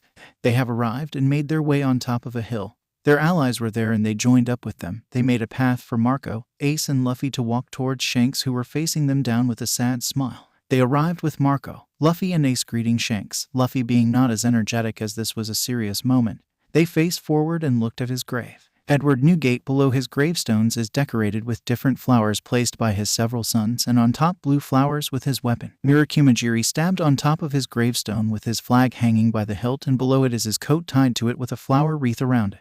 Red hair, Marco said before turning towards Shanks. I've no words to express my gratitude. Thanks for doing this for the Oyaji, Ace said bowing towards Shanks. Shanks responded with a soft smile, stop talking nonsense. I always respected Whitebeard even though he was my enemy. Even Sengoku respected him. Shanks turned to Luffy smiling, also nice to meet you again Luffy. Ace, the Whitebeard pirates who separated from the main group perk up at this.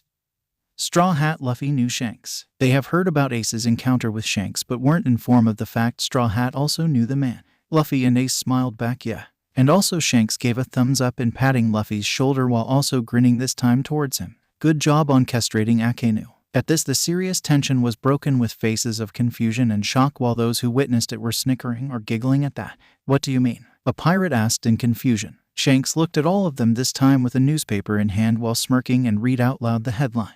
Admiral Sakazuki castrated by Straw Hat Luffy. The admiral in question had been mocking Whitebeard, calling him a loser and a coward directly to Ace. At that they scowled and were gritting their teeth for what that bastard say. When it seemed like Fire Fist Ace was about to attack the admiral, his brother had stepped in, also enraged by what he said about Whitebeard. At this the Whitebeard pirates had soft look while looking at Straw Hat Luffy. He had instantly went in front of Akainu and wound up his fist and delivered a devastating punch towards said admiral's nether regions. Now at this they winced at first before they softly giggled and snorted at this. Whitey nodded while smiling in approval of Ace's little brother. Medics reported that the hit was so strong, Admiral Akainu was effectively castrated for life. Both his testicles are broken beyond repair, and in fact, they were completely non-existent at this point.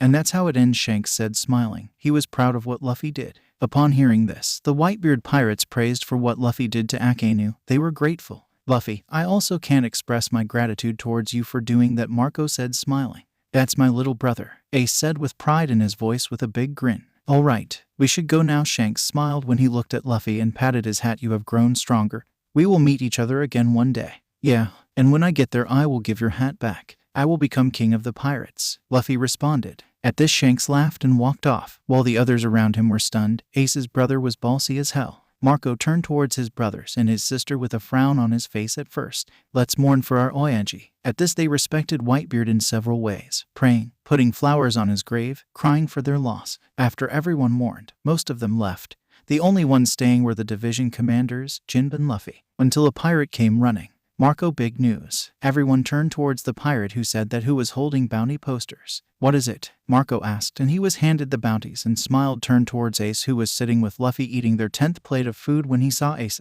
Ace, what is it? Your bounty increased. At this it had everyone's attention. Ace and Luffy stopped eating. How much is it now? 850 million berry. At this they cheered and raised their drinks for Ace, who beamed at that. Sugoi. Ace. Luffy was amazed at his big brother's bounty. Ace took the bounty off Marco's hands to look at in astonishment, but he immediately scowled upon seeing his bounty. What's wrong? Vista asked with a raised eyebrow, noticing how he seemed agitated. My name, Ace screeched, bursting in flames which shocked them. What about it? Luffy asked, surprised by his sudden outburst. Ace just shoved the bounty in front of Luffy's face and read his name out loud. Call D Ace. Luffy read out loud, which caused him and along with the commanders to immediately understand his anger now. They felt sympathy for him. He had really hated his old man.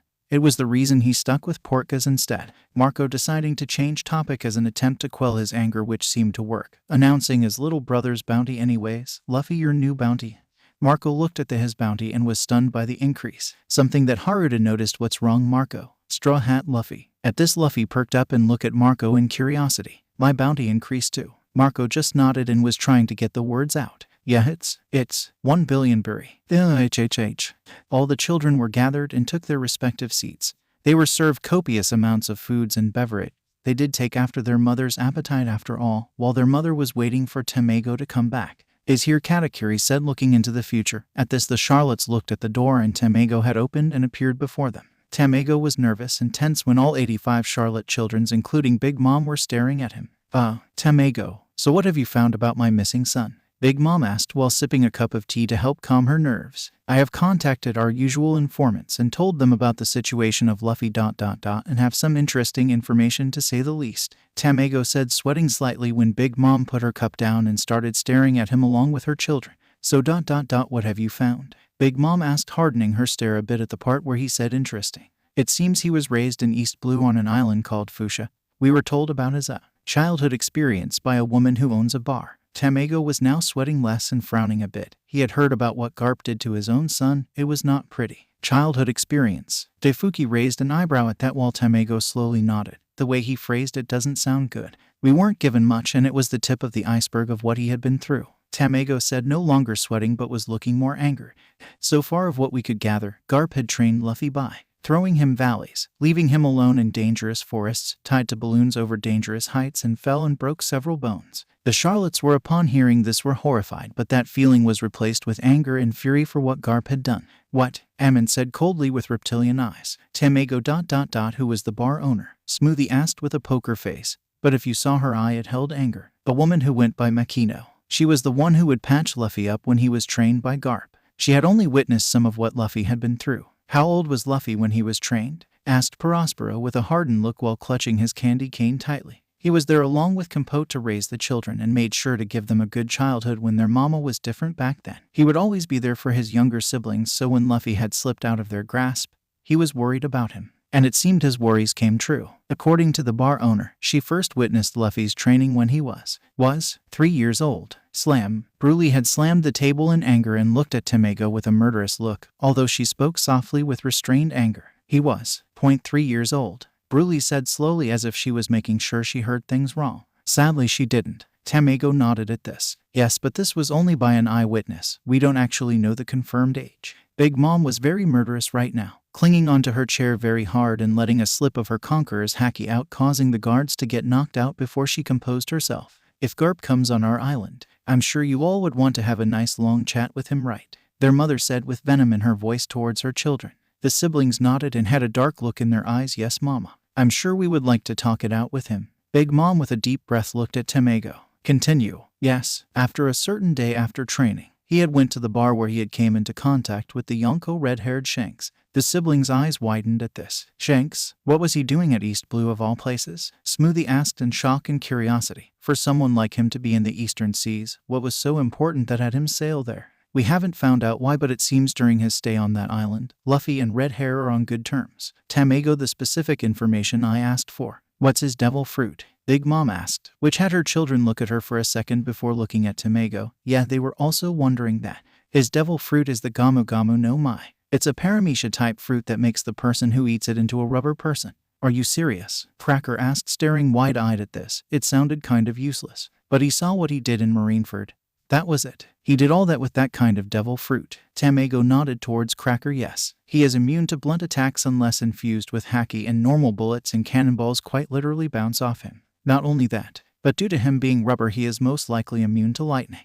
The Charlottes and even Big Mom were shocked at this. That devil fruit sounds weak as hell ... but that sounds useful as hell. Filer said. She was surprised by how useful that fruit was. The way he uses it and also his gear for ... he seems very creative, Smoothie said while her siblings nodded in agreement.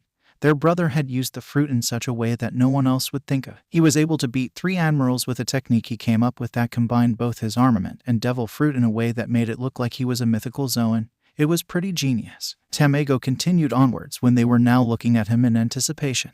During his time in East Blue he has defeated several big-name pirates, the biggest being the Fishman Arlong. Of course he did. Is my son with Charlotte blood running in his veins. Not to mention that bastard too, Big Mom stated with pride. Tamago continued when they were just silently staring at him. He had sailed with his crew to Logtown where Tamago now gulped in worry of Big Mom's anger and fury when she hears his next words. Where what? Big Mom asked, raising an eyebrow at him. Where Buggy and Iron Mace Alvida caught Straw Hat off guard and were gonna execute him in the same place as Rogers, Tamago quickly said out. Huh, all of them said with looks of fear, anger, fury. A look that promised pain. Tamago quickly said his next words before they asked questions about it. But before he was executed, the platform Luffy was on was struck by lightning. Now they quickly shifted from anger quickly to huge concern. Not only was he going to be executed, but he was struck by lightning. Calm down. Tamago stated he was immune to lightning, so he should have been fine. Prospero said, arms crossed, and glared at Tamago. Right. Tamago nodded rapidly yes. He had stood up from the rubble after the scaffolding collapse and he said, I am alive. That's nice. At this the Charlottes were relieved. Seriously, this was just the start. What the hell kind of things had he been through? They were starting to feel a bit of sympathy for his crew that were with him. They must have a lot of heart attacks from their brother seemingly being a trouble magnet. Tamago continued on to explain his journey from Paradise where he fought the King Wapol of Drum Kingdom and how he had previously retreated when there was an attack. The Charlotte scowled at that and went to Arabasta where he met Fire Fist Ace, his sworn brother, and he later went to Mocktown and beat up another big-named pirate going by Bellamy, and later on he went to Water 7 where he gone to Anai's lobby. He was at Anai's lobby. Galat widened her eyes at this along with some of her other siblings while the others kept a poker face or narrowed their eyes at that. Yes, it seemed that its CP9 agent had kidnapped one of his crewmates and him with his crew stormed the place to rescue her. Luffy also defeated the agent Rob Lucci. The more they hear about his adventures and his accomplishments, the more amazed and impressed they were. Later on he was in Thriller Bark. You don't need to explain that one. Lola had informed us off the events that took place. Big Mom told Tamago. The siblings who weren't there when Lola called looking at their mother wondering what has happened. For those of you who don't know, Luffy defeated Gecko Moria and had also gained a new crew member there, a skeleton musician going by the name Brook. The siblings who didn't know were surprised by that. Their brother defeated a warlord. Later on he would go to Sabayati where Compote picked up a cup of tea and began drinking. He punched a celestial dragon and immediately spat it out after that. Her siblings also spitting or choking whatever they were eating or drinking while the ones who weren't were gaping at that. A celestial dragon. They deserve it. Ammon nodding in approval when she heard that. Her siblings also agree. The celestial dragons were shit. His gut snack nodded while smirking at that. An admiral had been called on the Straw Hats. But not only that, Luffy was accompanied by two other pirates who were supernovas like him. The Charlottes perked up at the mention of the supernovas. They were essentially super rookies who surpassed or had a bounty of around 100 million berry. They were considered the worst generation, and standing on top and being the most dangerous one was Luffy. Her son, she was proud of his son becoming a terror in the making. Luffy with the pirate Eustace Kid and Trafalgar Law confronted the Marines themselves, decimating the Marines before heading off separately. Then Luffy and his crew disappeared before being confronted by a pacifista developed by the Marines and later being confronted by the warlord Kuma where he used his devil fruit and sent them away to unknown locations.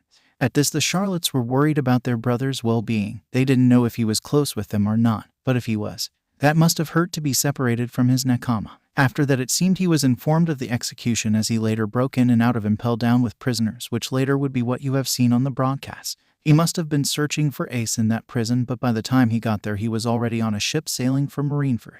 Katakuri theorized. He also respected and was impressed by his determination to save his brother, to go to that kind of lengths for him. They must have been close. Which brings us to now. One of them asked. His bounty updated with him in the news. Tamago pulled out a newspaper seemingly from nowhere and started reading. Admiral Sakazuki castrated by Straw Hat Luffy. The admiral in question had been mocking Whitebeard, calling him a loser and a coward directly to Ace. The Charlottes frowned or were gritting their teeth. They did not like what he tried to pull when looking at the viewing. When it seemed like Fire Fist Ace was about to attack the admiral, his brother had stepped in, also enraged by what he said about Whitebeard. In such a short time meeting with Whitebeard, Luffy must have respected him to the point where he stepped in because of how disrespectful he was. Montdor commented. He had instantly went in front of Akainu and wound up his fist and delivered a devastating punch towards said admiral's nether regions. The males winced remembering the blow, while the woman of the family smiled and smirked. Medics reported that the hit was so strong, Admiral Akainu was effectively castrated for life. Both his testicles are broken beyond repair and in fact, they were completely non-existent at this point. Rip the Admiral's future children. Cracker said, which had his siblings snorting and snickering in amusement. So his bounty? Smoothie asked Tamago. His bounty? Tamago hadn't looked at the poster yet, but when he did he was frozen in place. What is it? Amond asked, raising an eyebrow at Tamago. How high was it now? Is almost as high as Katakuri's. At this they choked or did a spit take and whipped at Tamago in stunned silence with wide eyes. Even Katakuri going wide-eyed at that. Big Mom was as surprised as them. Almost, Nutmeg said. As high, Akainu said. As, Almeg said. Katakuri, Harumeg said. Nice, almost Fayumeg said. Bounty, they all said together. Their little brother may have surpassed Smoothie and is on par with Katakuri in terms of bounty. Yes, his new bounty being exactly 1 billion BERI.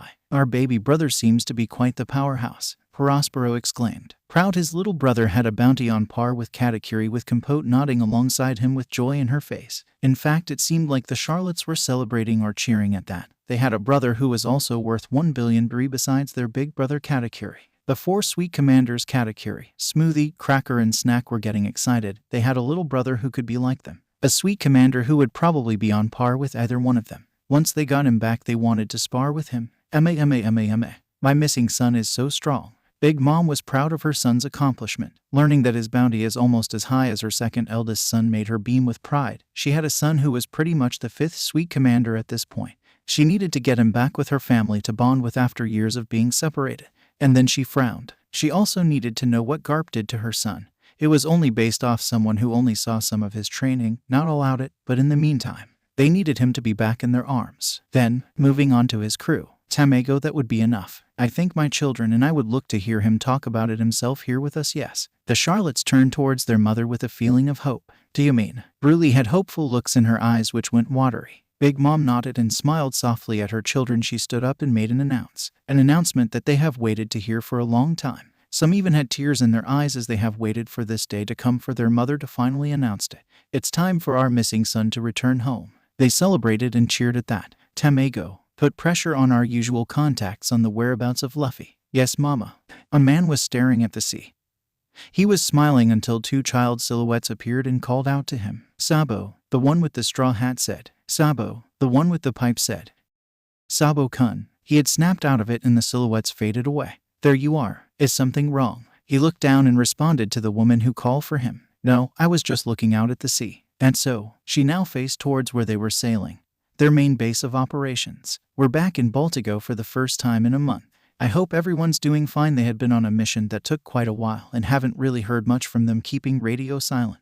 Yeah, we had our hands busy from all those missions. Let's make a report to Dragon Sen first. At Baltigo, the Revolutionary Army's general headquarters. As Sabo opened the door with Koala behind her, it was kind of chaotic. His comrades have been running towards the situation room in a hurry. Something must have happened while they were away. 2 revolutionaries spotted them and stopped. Oh, Chief of Staff. You came at the right time. Come to the situation room. The paramount war between the Navy and the Whitebeard pirates has ended. They were a bit surprised at this, but they followed them into the room. Upon entering, many of their comrades were gathered around with their boss, the leader of the revolutionaries, Dragon. A man came in with a bunch of newspaper in hand and placed them all on the table where they could read about it. The people around him picking up and reading the news headlines and were stunned. Whitebeard died. So, one of the 4 emperors of the sea has been taken down. The Navy received heavy casualties for this, but it's to be expected. They were asking for it when they announced his execution. What about Ivan-sama? Is she all right? It doesn't state anywhere that she died or anything. The only one who died was Whitebeard, who had stayed to protect. Sabo and Koala, not interested in the news, proceeded to the hallway. Wanting to take a well-deserved break after the whole ordeal, they would just read the newspaper later. His sons and allies from dying especially. Sabo was about to reach for the door until he heard something from his fellow revolutionary, the would-be person to be executed. Fire Fist Ace. Sabo stopped and raised his head at that name. But more importantly, Dragon-san, look. Is it true? Is Straw Hat Luffy your son? He took down 3 admirals and castrated 1. Yes, he is. Dragon smirked, seeing one of the headlines where his son beaten 3 admirals and castrated Admiral Sakazuki. He was proud of what his son had done. Yeah, Sabo turned back. He walked towards the table and grabbed a newspaper to read it for himself. Upon seeing it, he widened his eyes. He started sweating a bit. He looked at the headline. Fire Fist Ace lives. Sabo head started to hurt a bit, then he saw something in his mind. I'm gonna become a pirate. I will defeat others and become infamous. It'll be the only proof of my life. The newspaper had small wet spots. He was sweating more. It doesn't matter if all the people around the world reject me or despise me. I'll become a great pirate and show them what I can do. Slam. He was breathing deeply. He was starting to remember a bit more. Sabo-kun, are you alright? Koala had noticed how Sabo seemed to be breathing deeply. You're acting strange. There were more wet spots on the newspaper now, and they weren't from sweat. They were from tears. Sabo started crying a bit. I can't believe Ace was Gold Roger's son. He was the biggest threat to the Navy. They wanted to get rid of him at all cost, but ultimately failed. A memory started appearing. Did you guys know? They say Akainu was trying to get under Ace's skin, but Luffy had stepped in and punched him in the balls. He was crying and breathing deeply more. He remembered ... that day. We can become brothers if we exchange a cup of this sake. Brothers? Really? When we become pirates, we might not be on the same ship, but our brotherhood will always be with us. Wherever you are, whatever you do, we will always be bonded together. They took a cup each and smiled. So from now on, we will be brothers. Yeah. He started crying more, taking his hands off the table. Slam, just to slam the table harder. Are you alright, Sabo? It was getting harder for him to stand, breathing harder and more tears coming out of his eyes. It all started coming back. This is ramen. It looks good. Well, try it. I need more. 3 more bowls of ramen. The ramen noodles tasted great. I told you so. Who? Me. I'm Sabo. I heard that you're an old hag who's like a man among men. I'm a woman, can't you tell? When I become a pirate, I'm gonna get the best cook in the world. I'm gonna become a pirate first, so good luck with that. Not fair. I'm gonna become a pirate before either of you. Ho, you guys still on about that? I heard Ace was mischievous, but you seem like a good boy. No, I'm not. Makino. He couldn't take it anymore. Sabo-kun. Sabo, chief. Now I know. The one who survived wasn't some random pirate. The one got him out wasn't some random pirate. Memories kept playing throughout his head. Ace, Luffy, they are my brothers, and I did nothing to help. I'm not gonna run from anybody. I'm not gonna lose to anyone. Ace turned back and looked sheepish while rubbing the back of his head. Well, maybe except you, Luffy. You really are strong as hell. He had blacked out from the sudden rush of memories and was starting to wake up. He saw a revolutionary with Koala and the one who trained him since he was a child, Hack. Upon seeing him open his eyes, they went from concern and worry to relief. The chief woke up. Really? That's great. He seemed to be in the medical room of the headquarters. He rose up and saw Koala slowly start to cry when they faced each other. He was surprised at that. I thought you were gonna die. Sabo-kun. You had quite the high fever, Sabo. Hack said. Koala leaped onto Sabo's lap and hitting her fist onto him, she was really worried. You've been sleeping for a day straight. And I have been worrying. Sabo rubbed his head in guilt. Yeah, sorry, it's just that. I got my memories back. Sniff. What? You got your memory back? Sabo turned back facing forward. Yeah, I remember everything now, including who I am and why I left home to sail out to sea. I see. Koala now smiled even though there's still a bit of tears left in her eye. That's good. But then it hit her. Wait, are you gonna quit the Revolutionary Army then? Hack also realized this. He got his memories back and remembers his identity. He may want to go back to how he was. Sabo closed his eyes in deep thought before opening them and responding, no, I'm not. Koala smiled at that. Her partner wasn't leaving. Is Dragon-san still here? Yeah, he is. I need to talk to him. Yo, Dragon, it's me, Sabo. Can I come in? Go ahead. Sabo entered Dragon's office and took a seat in front of him. Are you okay, Sabo? I heard that you were awake after sleeping for 2 days. What happened? Dragon-san. I remember. Dragon at this raised his eyes at that and leaned forward at Sabo. So what will you do now? I will stay, but I need to visit 2 people. Someone? Is it from your recovered memories? Sabo nodded at Dragon. Yeah. We became brothers after exchanging a cup of sake. Ace and Luffy are my brothers. Dragon widened his eyes at this but recomposed himself. Brothers, I see. You would like to reunite with them, yes. Sabo nodded at that. Yeah. And they should be around this island. One of our man who was also an ally of Whitebeard's was there. You can see if any one of them are still on that island. Sabo bowed at Dragon. Thank you. No problem. Go reunite with your brothers. Yeah. Yes. But before he could leave though, also Sabo. What's wrong? Sabo asked. Take care of my son and tell him I said hello for me. Would you? Dragon smiled softly at Sabo, who returned it with his own. Yeah. After Sabo left, Dragon frowned a bit. He couldn't forget about them. Luffy's other side of the family. He always kept wondering if he made the right choice or not. Dragon was outside the castle of his ex-wife Big Mom. After he got her pregnant, she divorced and kicked him out. Damn old man. I always thought you were screwing with me on how babies were born. She told me to go with her assistant and do something in a tube and she would be pregnant. It wasn't called sex. It was insemination. That's how babies are actually born. Well, I think anyway. He shrugged off before focusing on my objective. Dragon muttered to himself, I have to get Luffy away from here. Big Mom would raise him to be used as another tool like the rest of her children. When he got a divorce, he had stick around and sneaked around the castle and noticed how strict her children were. Lin had sometimes even insult her own flesh and blood, who would look saddened or gonna cry at any moment, and if they did, their mother would tell them to shut up or go away. She always seems obsessed about unifying different races. It was probably the reason why she had so many children of different races. She had several husbands that were like him. Even though they were her children, it seemed like she saw them as hers to control and demand, as if they were puppets or soldiers to her. He didn't want Luffy to suffer such a fate, so on the day of his birth, he would come in by the window to the nursery, grab the child, and get the heck out of Dodge before they could notice him. He was standing directly underneath the window of the nursery. With observation Haki, he had noticed two souls up there, both seemingly very young, as if they had been born. Big Mom had gave birth to Yuan and told Dragon that she had been already pregnant by the time Dragon also got her pregnant, something about having vitro fertilizing, where they would inject sperm inside her uterine cavity to fertilize an egg or something. How did that old man mess up explaining human reproduction that badly? He put his hood up to hide his face and climbed up to the window and saw Luffy in his crib, entering the room, picking up and cradling him, and he smiled when he saw his face. And that's when he saw him open his eyes and started to panic a bit. He tried to give his kindest smile at him when the newborn looked at him scared. He cried when he saw his smile. He immediately said reassuring things and sang him a nursery rhyme which seemed to calm him down. He let out a breath of relief. Freak. Broly had entered the room staring at Dragon in shock. Dragon quickly went up to Broly and knocked her out by a chop to her neck when she started screaming. He had to go now. Who knows who might have heard her scream. He went up to the window, and just as he was about to leave, he heard gasp behind him. There, standing in front of the door, were all the Charlotte siblings staring at him in shock and were frozen in place. What surprised him, though, was Big Mom standing behind all her children. She looked stunned, frozen, and afraid. Was she worried about their child? Dragon was confused. He saw how she would look at Yuan, muttering how he was going to be a wonderful tool or things like that. She seemed uncaring, so far to look fearful. And when thunder struck, he disappeared. I wonder ... was she actually concerned about Luffy? Was she afraid of the loss of her newborn when she didn't seem to care about her other children's well-being? Did I make the right choice that night? Were some of the things Dragon muttered. Only time will tell.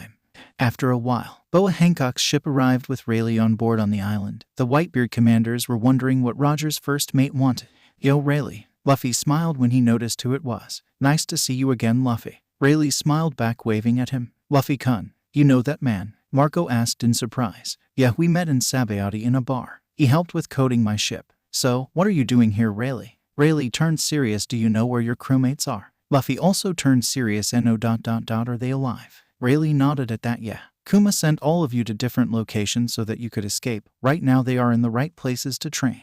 Luffy tilted his head at that. Train? Kuma was helping us. Yeah, as your strength stands, you could probably take on anything the new world sends at you, but how about your crew? Your crew was defeated with ease against Kuma, right? Luffy frowned at that. He had a point about his crew, but he also needed to train. The only reason he couldn't react in time was being caught off guard, and he was the first person to go by Kuma. Even though he was pretty strong, he needed to train his observation Haki. He started thinking. He only unlocked Haki due to his insane Jiji's training, but even then it took years for him to fully master both armament and conquerors. His observation Haki was pretty weak, and for his crew to gather strength and maybe even Haki, so for the length of the training, he decided, Rayleigh, do you mind training me on observation Haki? It's not exactly my strongest. Luffy rubbed his head sheepishly while Rayleigh agreed. So for your crew, they are in the best place for training, right? Rayleigh nodded at this. 2 years ...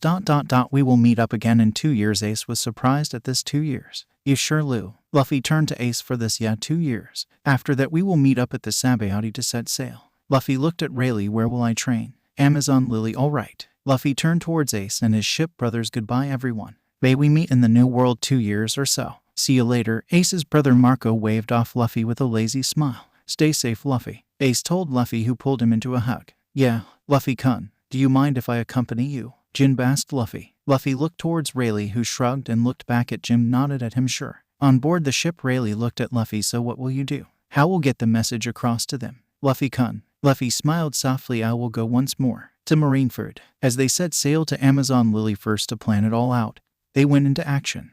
The place had been wrecked heavily from Whitebeard but was under repairs. Several photographers had come to take pictures and write articles about it. Whitebeard's last words have inspired pirates from all around the world and are causing trouble. The Marines aren't able to catch a break, navigating from sea to sea in order to suppress each uprising or any potential sparks to ignite more behavior. A Marine ship was sailing towards the docks. A photographer have noticed. Oh, would you look at that? Here's a squad coming back from a mission. But the ship didn't enter the bay, which the Marines have noticed. What's that ship doing? It didn't enter the bay. What's it doing? The two photographers also noticed they're acting strange. Bang! One of the cannons fired. Everyone had heard it and was scared of it, but nothing happened. Firing blanks. What the hell's going on? A high-ranking Marine had approached to see what's going on.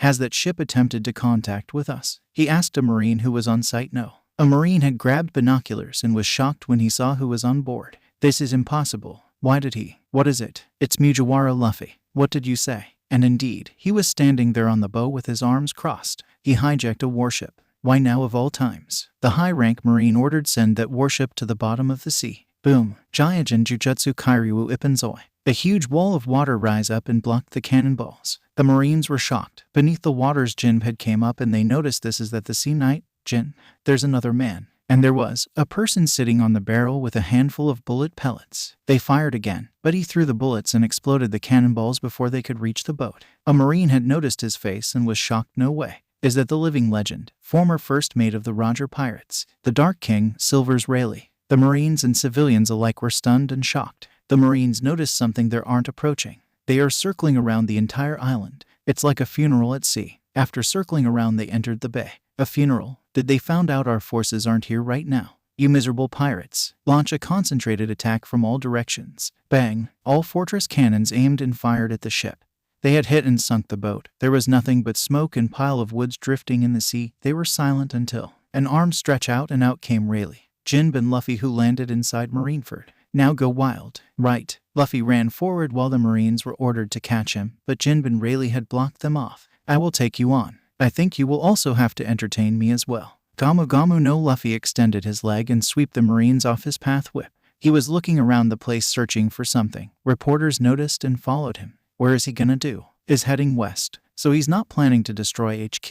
He kept running and knocking Marines out of the way until he approached a bell. The Ox Bell. What is he going to do with the Ox Bell? He jumped forward towards the bell, grabbing the giant rope attached to the bottom of the bell. He ringed the bell. As he was ringing the bell, the people around the island had heard it and were stunned and frozen in place. After ringing 16 times, he turned, jumped down and walked off slowly. The reporters, stunned at first, immediately trailed behind him, taking pictures of him. Marines tried to stop him, but they couldn't. They just couldn't swing or attack him. They were afraid. He approached a hole in the ground and took out a bunch of flowers and dropped it to the hole. He bowed his head, taking of his hat and putting on his hat.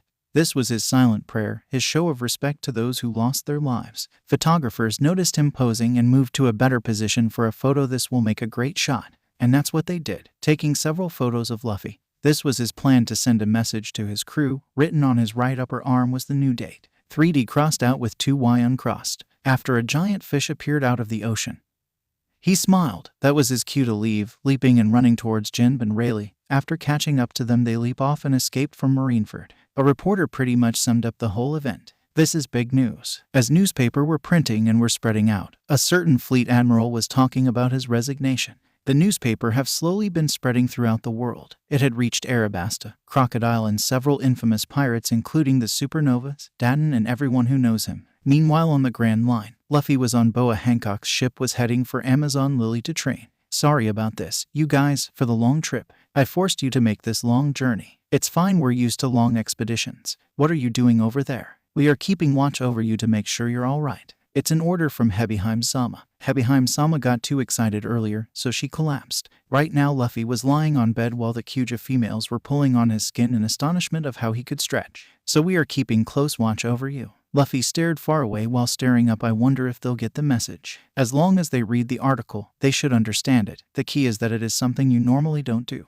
Rayleigh and Jimbe were also getting their skin pulled. Jimbe got irritated. Hey, will you stop that? There was one man who seemed rather dense though. Well, I'm sure he will figure it out somehow. It should be understood by all of them. That's what I believe. Where the Straw Hats currently are. So that's it. Luffy, I got your message. I understand. Really? That's it. Chopper, I see. So that's how it is. Got it. Luffy. Robin. So that's what you meant, Luffy. Sanji. Roger that. I got it. Luffy. Usopp. I understand. Sheesh, he decided that all on his own without taking our feelings into account. Nami. I see. Frankie. Oh, is that so? I understand. Luffy. Senbrook. Hey, get up. How long are you gonna stay asleep? How many times do you have to get beaten up before you're satisfied? Try to think about me too. Forced to treat your wound over and over. Right now Perona is scolding Zoro for fighting with Mihawk again. Nobody asked you to do that. Perona gasped at that. Oh, really? And here I brought you another newspaper from the news coup, too. Zoro perked up and was interested, and there's an update regarding your captain in it, too. And now she had his attention.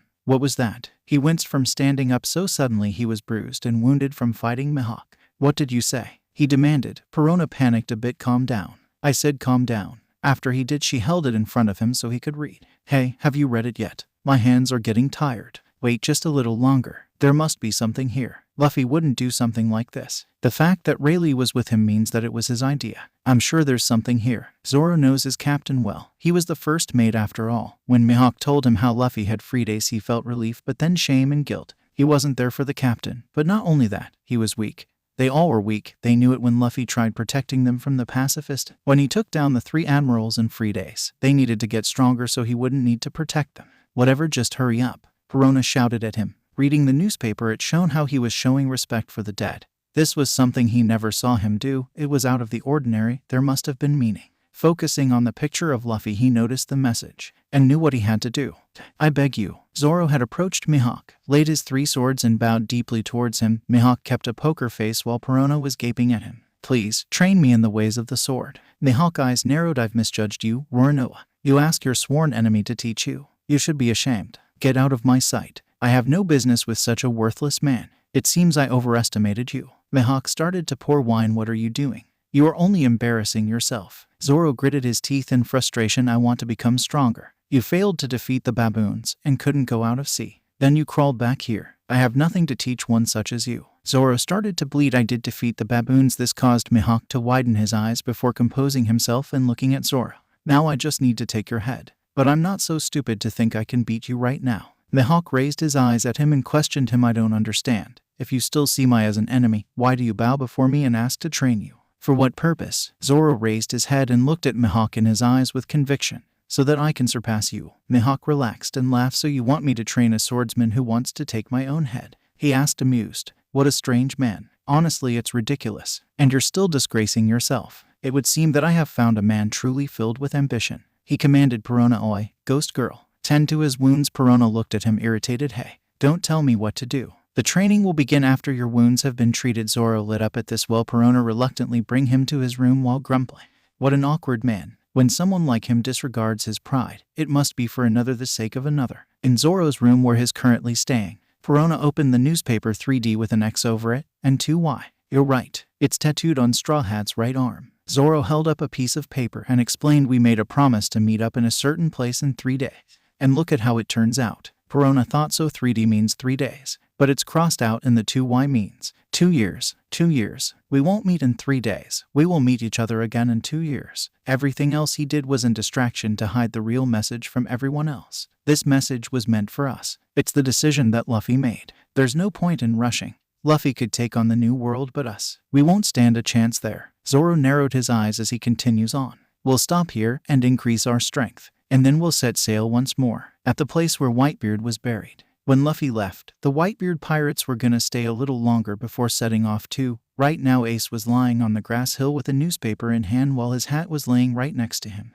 Picking up his hat and standing up, he muttered to himself, watch over him will you, Sabo? Marco, there's a random person at Oyaji's grave. Ace tensed and was surprised. Who the hell was here? Did he come to pay respects? He ran towards his father's grave and saw a figure. He was wearing a cloak that covered everything. He turned around noticing his presence, his cloak also obscuring his face. Marco and the others had came towards him and were behind him. They were also tense and wary of the unknown man. Who are you? What business do you have on this island? Ace asks, glaring at the figure with his guard up. He took off his cloak and looked at Ace with a soft smile. It's me, Ace. Ace was surprised when he saw his face. We shared a bottle of sake and we 3 became brothers. Ace surprised but shook his head. He now was narrowing his eyes at him. How do you know that?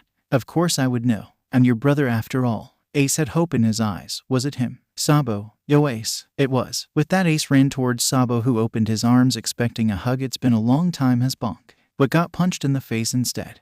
His ship brothers went from stunned at the fact that Ace had another brother besides Luffy to dumbstruck when he punched him. Ace grabbed his collar and shook him furiously. Long time no see, my ass. Where the hell have you been these past years? Sabo started looking sheepish. Sorry. When that celestial dragon shot me, I had amnesia. Ace stopped shaking him. Amnesia. Ace tilted his head in confusion at that while Sabo nodded. Yeah, Amnesia. Sabo, noticing his confusion, put it in more simpler terms. I lost all my memories until I heard about the war. Ace let go of Sabo. Oh, but still, could you have remembered me earlier? Luffy cried because of you, because we. Ace started crying a bit, which startled the Whitebeards. They never seen him cry. We thought ... You died. Sabo pulled him into a hug. Yeah, sorry. I'm back. They stayed like that for a few moments before Marco interrupted them. As much as heartwarming as this is, what the hell is going on? Who are you? They both let go of each other and Sabo turned and gave a 2-finger salute. I'm Sabo, the staff chief of the Revolutionary. Nice to meet you. Oh, that's nice, Ace told Sabo, said as if this was common sense. Staff chief of Revolutionary. Sabo explained to the Whitebeard pirates of his past. How he got shot by a celestial dragon and saved by dragon and got amnesia, how he joined the Revolutionary, how he regained the memories. That must have been rough, Marco said to Sabo, with his brothers also feeling sympathetic for Sabo, who was presumed dead for so long. He only regained his memories because someone mentioned Ace. If he hadn't, he probably would have known later. And they wouldn't have Ace reunited with Sabo like this, cause they would have sailed off by then. Sabo nodded towards Marco. Yeah, it was. Sabo turned to Ace with a look of guilt. Sorry, Ace. I wasn't there to save you with Luffy. Ace just chopped his head. Idiot. How could you do anything if you had no memories of us? And besides ... At least you're alive. Sabo smiled at that. Yeah. He then remembered and asked me, Ace, where's Luffy? He went with Rayleigh. Kuma had separated him from his crew. When he freed me, he decided that he would reunite with his crew in 2 years. 2 years? Yeah, so they could prepare themselves and train for the new world. Luffy could take it on, but his crew can't. That's so ... So do you know where he is? Amazon Lily. Sabo smiled at this. Do you know where the place is? Nope. Sabo blinked. You don't? Nope. Sabo now just deadpanned. Huh. Fuck. But I got Rayleigh's contact, so we could contact him from the Den Mushy where the island is, Ace said. Just as Luffy, Jimbe and Rayleigh were about to leave, Rayleigh gave him his contact in order to call him if he wanted to talk to Luffy to know how he was doing. Sabo let out a big sigh of relief at this. He didn't have to reunite with him after 2 years. That would have been real awkward. Thank fuck. At Totto Land, Big Mom's office. Right now, Big Mom was in her throne room going through paperwork. Being the queen and ruling over several islands was rough. Fortunately, due to her wanting to change for the better, she had also started to collect the souls of only citizens who have committed a crime. She still had taken large amount of souls via foolish marines, pirates, criminals who dared and tried to attack her land, sending her children to deal with and bring back any survivors to drain them off their souls, and sometimes going out herself. She had also sent her forces to claim Fishman Island. Since Whitebeard's death, this was the perfect opportunity to strike. She may have seen him as a drinking buddy, but she wasn't that close to him, and besides, she's a pirate. And speak of the devil, as Tamago appeared before her, hopefully for what she wanted. Tamago, I swear to God, if it's something not related to Luffy or Fishman Island. Big Mom trailed off while looking at him. That dared it to be not urgent or important. Paperwork was stressful as hell, especially with how many islands she had conquered and had to deal with. Tamago gulped before speaking up. Straw Hat Luffy has been sighted in Marineford. Big Mom raised her eyebrow at that. Tamago, where did you heard about this? It's in today's newspaper on the front page. Tamago said as he showed her the newspaper in front of her. She took it and squinted her eyes and saw the picture of her son, who seems to be showing respect. Tamago, gather all my children around the meeting room. Big Mom ordered. Yes, Mama. At Totto Land, meeting room. Big Mom sat and waited for her children to come, and way they all came and settled down, she immediately cut to the chase. We have found a lead on Luffy. Tamago present the information.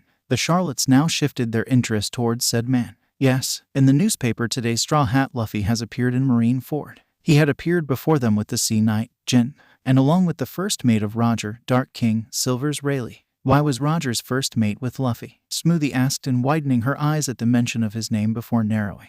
Why was someone like him with his baby brother? It isn't stated anywhere for his reasonings. But when Luffy was there, he had rang the ox bell and proceeded to throw a banquet of flowers and showed his respect, which is the picture you see now. As Tamago said this, an image of Luffy projected onto the screen. He was standing with his eyes closed, holding his hat to the chest. The siblings looked at it for a couple of seconds until Pudding looked closely at the image with all three of her eyes. There was something on his arm. 3D2Y, she muttered. Flamp, who was sitting next to her, heard what she said and questioned her. You found something in the image. Now all of her siblings were looking at her, and she closed her third eye at that. She turned and nodded at Flamp. Yeah.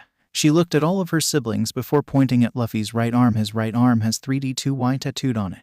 At this they followed where she was pointing and noticed it also. 3D is crossed out, but 2Y isn't. Ammon muttered while rubbing her chin deep in thought along with her siblings. Tamago, are there any other leads? Big Mom asked him. They had been thinking and rubbing their heads for a while but couldn't come to a conclusion. When they get him back, they will get him to explain. Yes, our spy who was amongst the Whitebeards at his funeral had taken a submarine and observed Luffy when he later boarded the warlord Boa Hancock's ship. Boa Hancock. When one of the male siblings asked with a hint of jealousy. Actually, most of the males were jealous of hearing how it seemed their brother was acquainted with such a beauty. Tamago nodded at that. Smoothie crossed her legs and came with the most reasonable conclusion possible, so he should be on Amazon Lily. The country of woman, lucky. Brownie muttered with jealousy. His brother's also thinking the same thing as him. It will take a while for us to reach there. Even so, there's no guarantee. Cracker trailed off. But it's our only lead. Big Mom finished her son's sentence for him, but even so, we can't let this opportunity slip by. Big Mom looked at her children, thinking about who would be best before she landed her eyes on three of her oldest children, Katakuri, Amand and Bruli. You will be tasked with bringing back Luffy. Said individuals responded and smiled at this. Yes, Mama. Good. All of you are dismissed. Wait for them to report if they find your brother. Yes, Mama. At Amazon Lily. Jim, halfway through the journey, had business to attend to, so with a hug and a farewell he left. After docking, they took a stroll deep into the forest, with Boa Hancock showing concern for her love interest, which Rayleigh waved off, saying he would be fine. Right now, Rayleigh was walking with Luffy, going deeper in the forest. While walking, Rayleigh asked Luffy, Luffy-kun, why is it that your observation is weak but your armament and conquerors isn't? Luffy just shrugged at this. I didn't learn much about it except Shanks told me you could detect attacks with it, and also I didn't know how to train it. That's so. After stopping after a couple minutes of walking, Rayleigh demonstrated what observation haki is when a giant red elephant came and swung at him, but he dodged it. After that, he blindfolded Luffy and took a couple of swings at him before his den mushy started to ring. Who is this? Yo, it's me, Ace. Rayleigh and Luffy peeked at this. Ace, why are you calling? Luffy is alright and is training right now, if you're wondering. Rayleigh questioned him. He did say to call him if he wanted to know about Luffy's well-being. No, it's nothing like that. Actually, there's a very important person that wants to meet him in person. Rayleigh raised an eyebrow at that. Is that so? You don't know where Amazon Lily is, don't you? He noticed how the mushy looked sheepish. Yeah. After Rayleigh told him where Amazon Lily is at, Luffy training was paused so he could meet this important person, which Luffy was wondering who it was. After waiting on the shore, they saw a ship coming with Ace waving at them, and behind him was a figure wearing a cloak. After landing, Ace greeted Luffy and asked him how he was doing, before remembering why he came here. Oh yeah, Luffy. What? The person behind him. You should know him. At this, Luffy looked behind Ace and saw the figure approaching this. At this, Ace moved aside, smiling. Luffy tilted his hat at the person. I know you. Who are you? The figure took off his cloth and raised his head, smiling. It's me, Luffy. At this, Luffy was confused. What do you mean it's me? Can't you recognize your own brother? Luffy tilted his head at this. Brother? Listen, the only who can call me brother is, he pointed at Ace. And the guy who died much earlier. Sabo took off his hat so he could get a better look. He died. Luffy's eyes started to become watery. He let out a few tears before his eyes popped out and was gaping. It couldn't be. He looked like. He gasped. Sabo. He moved backwards and hit a tree and slumped down before getting back up, looking at him angrily. I don't believe you. At this, Sabo closed one eye and smiled wider. We stole a bottle of sake from Dadden and made a toast. Luffy was stunned. It had to be him. Who else besides Sabo and Ace would know? Looking at Ace for confirmation. He nodded while smiling. He looked back at Sabo. He stretched his arms and clung to him like a koala and cried. He was alive. He was alive. What the? Where have you been all this time? Ace, and I thought you were dead. I'm sorry, Luffy, I had amnesia. After crying for a bit and also bringing Ace to hug him also, he tilted his head at Sabo. What's amnesia? Can I eat it? At this, Sabo snorted. Rayleigh coughed to get their attention. So who are you? Sabo looked at Rayleigh and smiled. I'm Sabo, Chief of Staff of the Revolutionaries, and also Ace and Luffy's brother. Luffy tilted his head at that Chief of Staff. It means is really strong like me, Ace replied. Oh okay. Rayleigh widened his eyes. Really? He looked at Ace and Luffy, who nodded. Why didn't you tell me? It's a long story, Ace said. Rayleigh responded, I have the time to listen, and so Ace started to explain to Rayleigh about what happened. Rayleigh learned about who Sabo is and what had happened to him. He gave a sad smile towards Sabo. That must have been horrible. Sabo nodded, frowning. Yeah, I won't let it happen again. Sabo looked at Luffy sheepishly with guilt clear on his face also. Sorry, I wasn't there to help. Luffy just blinked and beamed at him. It's okay. Ace is alive. And besides, you are here with us too. Sabo smiled at Luffy for that. He was quick to forgive. And he was right. All three of them are alive. What are you going to do now? Luffy asked him. Apparently Sabo works for his father, who told Sabo to say hi for him, which Luffy responded by saying, say hi to Dad for me back to Sabo, which he nodded at. I'm going to stay in the Revolutionary to rebel against the government, Sabo said. With that said, all brothers gave one final group hug and waved farewell. Ace sailed off with Sabo so he could get back to his boat to sail back to his base, while he was going to sail with his ship brothers into the New World. Sabo, when he goes back to base, was going to continue things as per normal and fight against the government. He did leave feeling the guilt wash away as both of his brothers forgive him, although Luffy was quick to forgive people easily as long as he could see a shred of good in them. Meanwhile, Luffy will train with Rayleigh, mainly focusing on his weak point, which is observation Haki. He needed to be able to detect and predict attacks so someone like Kuma wouldn't blindside him again. After going back to the forest, he put Luffy on blindfolds and made him fight a huge blue gorilla and the elephant that attack him. Twin jet pistols. Leaping down, he took off his blindfold and smiled. All right. Turning to Rayleigh, he asked, so, how was that, Rayleigh? Don't get ahead of yourselves. You only just completed the first step. He picked up a club and slumped it on his shoulder. Next, I'll be your opponent. Whack. Ouch. After that, he was relentlessly hit in the head at day, while meeting up with the animals and somehow communicating with them to also hit him with his blindfolds on to train even further. Slowly, he was improving. Rayleigh was walking around Luffy with a blindfold on and several bumps on his head form, hitting him with a Haki-coated club. When Rayleigh took a couple of swings, he was bailed to dodge. Are you able to sense things? I don't quite get it. You've dodged a consecutive 20 attacks now. You are learning fast, but still got a while to go. Luffy. Rayleigh was surprised by the speed of how fast his learning. Snap. Whack. Rayleigh had took a snap on the twig, which got him distracted and a hit to the head. You got distracted by the noise. Damn it. Luffy was pretty infuriated, but he understood it wasn't going to be easy with how weak his observation was right now. I guess it'll still be a while until you can dodge 100 times. Growl. Rayleigh just laughed at Luffy's hunger. You better hurry up or you'll die of hunger. He motivated Luffy. Luffy was drooling at the reminder of food. Don't remind me of food. Alright, let's continue. Yeah. Luffy trained by dodging hits from Rayleigh at day while dodging animals who also helped him train by night. He slowly was getting better at dodging his hits. Until one day, a ship that looked like cake came sailing towards them. 3 people were talking amongst themselves. You think our little brother is on this island? Only one way to find out. Wait for us, Luffy. Meanwhile, with Rayleigh, with his observation Haki, he frowned at who he detected. Looks like we got company. What do the Big Mom pirates want? Luffy took of his blindfold off his and looked at Rayleigh. What's wrong? Rayleigh turned to Luffy with a serious look. Be on guard. Big Mom's children are coming. Luffy turned serious and tense. Enemies. Rayleigh nodded. When we sailed with Roger, we snuck into Big Mom's island and took a rubbing of her poneglyph. She did not like our captain at all. Rayleigh started walking out of the forest along with Luffy. He told him to hide behind a bush or a tree while he dealt with them. Standing on shore, arms crossed, glaring at the ship approaching, he prepared. When they dropped anchor, the 3 people came forward and walked up to Rayleigh. Rayleigh was on guard and wary. What do the Big Mom pirates want here? The man with the scarf came forward. Relax. We aren't here to harm you. We are here to find Straw Hat. Luffy, it's a personal matter. Rayleigh wasn't really convinced by what this man was saying. Who are you anyway? I'm Katakuri. These 2 are my sisters, Bruli and Amand. What personal matter do you have with Luffy-kun? Relax. When we mean personal, we mean family-related matter. At that, Rayleigh raised an eyebrow, but before he could say anything, Luffy had popped out of the bush, tilting his head at them. Family? Who are you guys? Rayleigh mentally face-palmed. Luffy can be kind of a fool sometimes. When they saw Luffy, they widened their eyes before giving a soft, gentle look at him. Finally, they found him. Bruli, not able to stand still, charged towards Luffy. Rayleigh mentally cursed, but before he could do anything, he was stunned, thinking she would attack him. She hugged him and cried, "Thank God, you're okay." She cried while hugging him. Katakuri and Amon walked forward behind Bruli. Amon had tears in her eyes, patting Bruli's shoulder to comfort her while getting a good look at him and smiling warmly, while Katakuri also did the same to her other shoulder and ruffled his hair. His eyes a bit watery, his expression hard to read properly with his scarf blocking his mouth.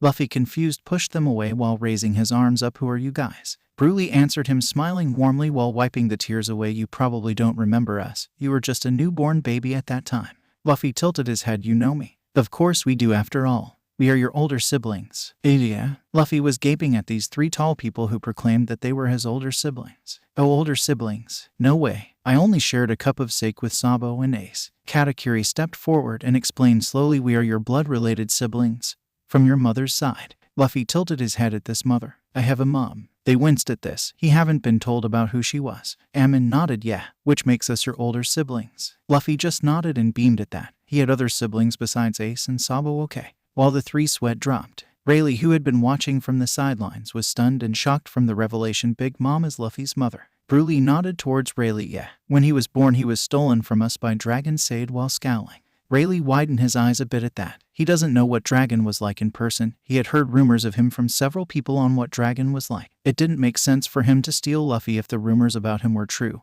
Maybe something had happened that caused him to kidnap Luffy. Rayleigh questioned them. Are you sure? Katakuri had stepped forward. Yeah. We were there when it happened. Before we could do anything he had disappeared when lightning struck, he said, grimacing. It was his worst failure. Luffy tilted his head at them. I was stolen by Dad. Ammon nodded before explaining further. When you were born, Dragon had snuck into the nursery and stole you from your crib. Broly flinched at that. She had been there when it happened after all. Luffy was scratching his head at this. He sounds like a bad guy. But he saved Sabo from that mean celestial dragon he was contemplating. He stole him from his other side of his family, which would make him bad, but he also saved his Sabo Nai, which made him good. Katakuri narrowed his eyes at that. He didn't know he had another stepbrother Sabo. Luffy nodded at him, beaming. Yeah. Sabo, we shared a cup of sake and Ace and Sabo became my big brothers. Luffy's smile dimmed a bit. We thought he died when he was shot by a celestial dragon years ago. But turns out he's alive. So what do you plan to do? Rayleigh stepped forward and asked them. We plan to bring him back to Totto Land to reunite him with our family, Broly replied.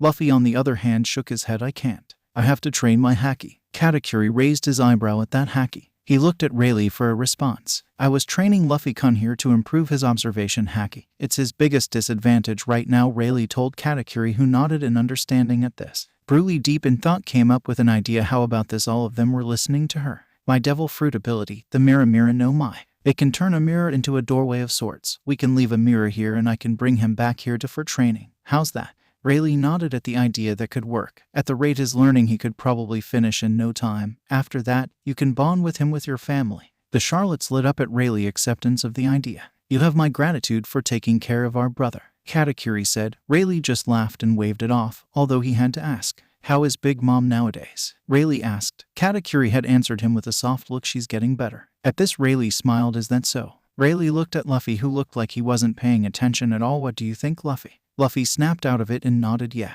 Sure. While the Charlotte's sweat dropped, Katakuri gestured for Luffy to come. Well, let's go back to Totto Land to meet with the rest of the family. They have really wanted to see you. Luffy nodded. After waving Rayleigh farewell, Luffy with his newfound older siblings sailed off to Totto Land. In the meantime, Luffy got a good look at them and gasped when he noticed their distinct features. Hey, your neck. Luffy pointed at Ammon, who along with her siblings recoiled and flinched. They were expecting him to insult or make a bad comment of it. It's so cool. I want a tall neck like that. Where did you get it? Luffy said with stars in his eyes. They were stunned, with Ammon going wide-eyed and a shiny glint in her eyes. People outside of the family and Mama's Island always saw her as a freak, a monster. But their baby brother, who was raised elsewhere, didn't. Her brother liked her neck. Ammon, composing herself from her shock, smiled lightly and patted his head. Thank you, I was born with it. So cool. Ammon smiled wider at how her little brother was so amazed by her neck. Luffy, after staring a couple of minutes in amazement, smiled and stretched his neck. The siblings were surprised at first before remembering.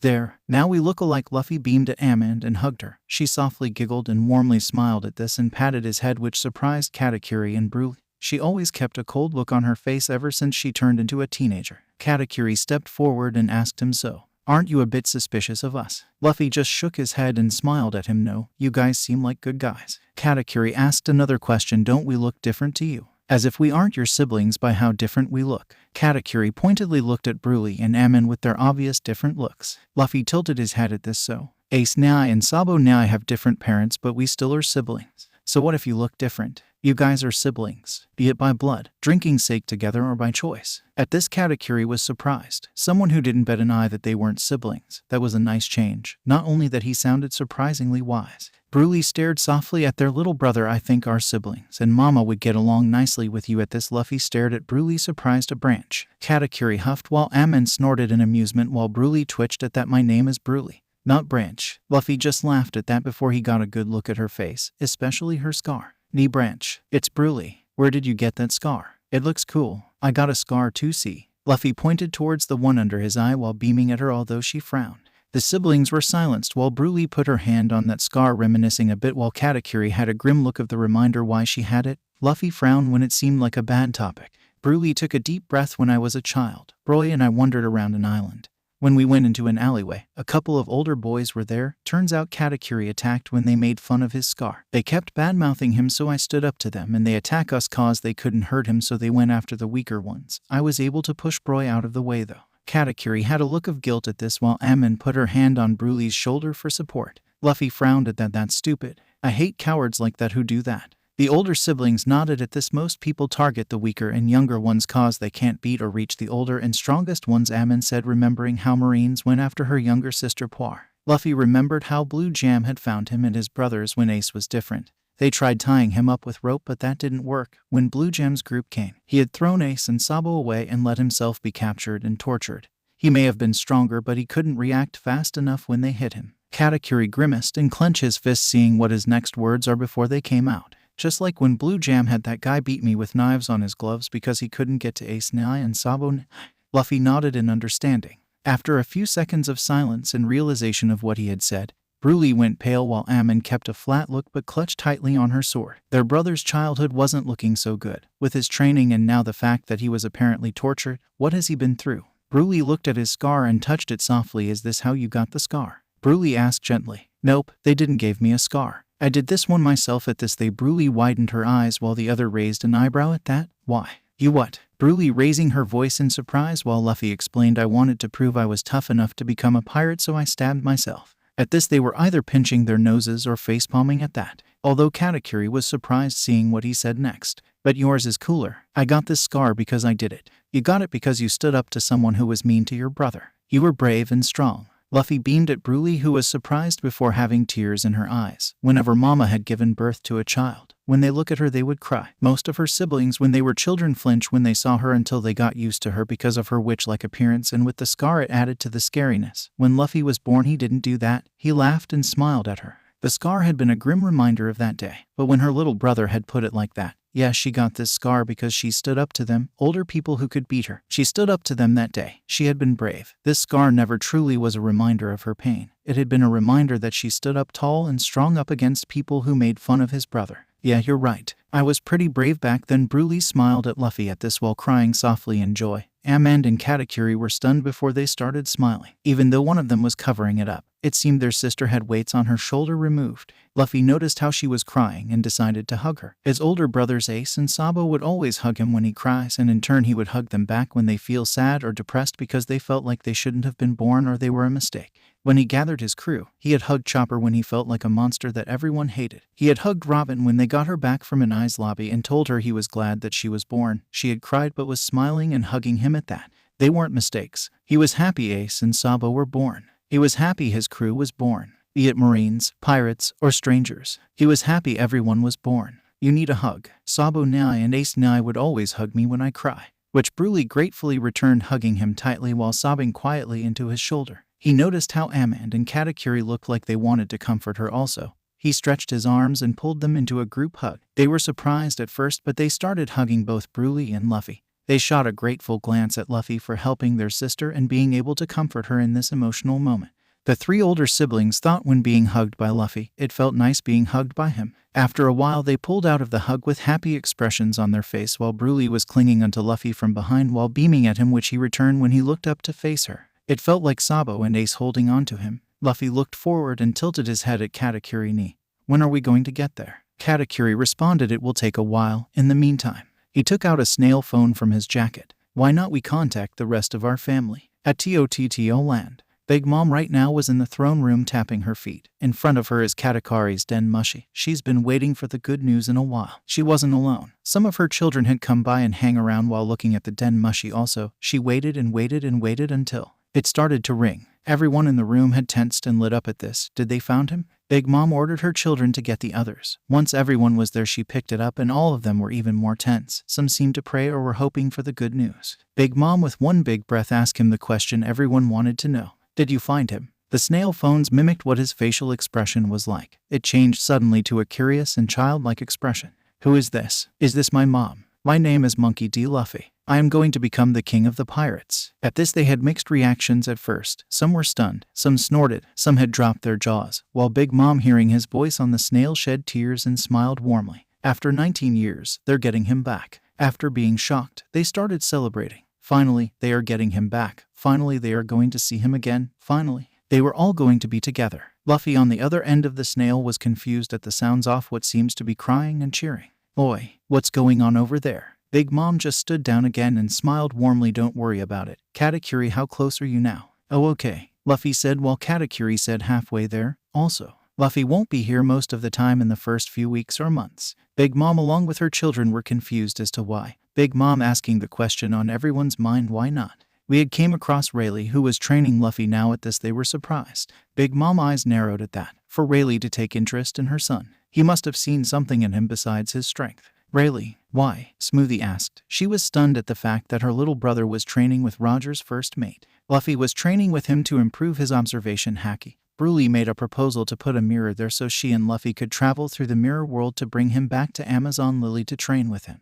Big Mom decided to ask about it later when they got back. Is that so? Alright, make sure to inform me when you're about an hour away from here, alright? Big Mom asked of her son. Yes, Mama. And after that, he hung up. After that, Big Mom smiled warmly at her children as she stood up and announced something. 3 words. These words are something they wanted to hear. It's been a long time coming. His coming back. After that, she had dismissed her children and stayed while looking at the snail phone before going back to her regular business, which was just paperwork. She had also gotten word from her forces in Fishman Island. Jim, the former warlord, had proposed a meeting to talk things out, which she accepted.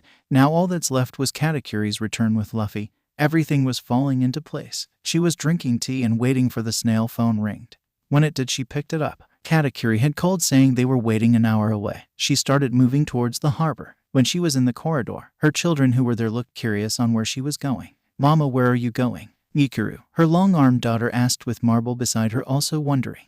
Big Mom looked at her children smiling. Katakuri called. They're 1 hour away from here. At this her children were surprised before scrambling to gather the rest of their siblings. At that, Big Mom turned back and started walking to the harbor to greet them. When she went outside and started walking through the streets, her citizens were surprised at her presence. Some shot her sad, sympathetic looks. Rumors of her missing child had circulated around Totto Land. After her child's disappearance, she had stopped being tyrannical towards her people, although anyone who dared insult her or her children were met with their souls completely drained by an angered mother. After walking towards the harbor, she just stood waiting, looking onwards to the horizon while the people around her were wondering why the Yonko was standing there, seemingly waiting for someone. After a few seconds, they were met with a surprise. Her children had also slowly started to come. Not only that, it seemed all her children were there except for Katakuri, Amand and Bruli. Oven sat on a box with Defuki by his side, standing arms crossed waiting for their brother Katakuri and Luffy. Monty was standing there with Hashi and Effiler, who was tapping her feet waiting until Amand and their brother Luffy came into view. Prim and Praline were hanging in the sea. Opera was looking into the ocean with binoculars. Anana was being cuddled by Poir while she held her stitched up teddy bear. She learned to stitch up her teddy bear, which she took great interest in, rather than stabbing it violently when Bruli offered to teach her to stitch so she could stab it again.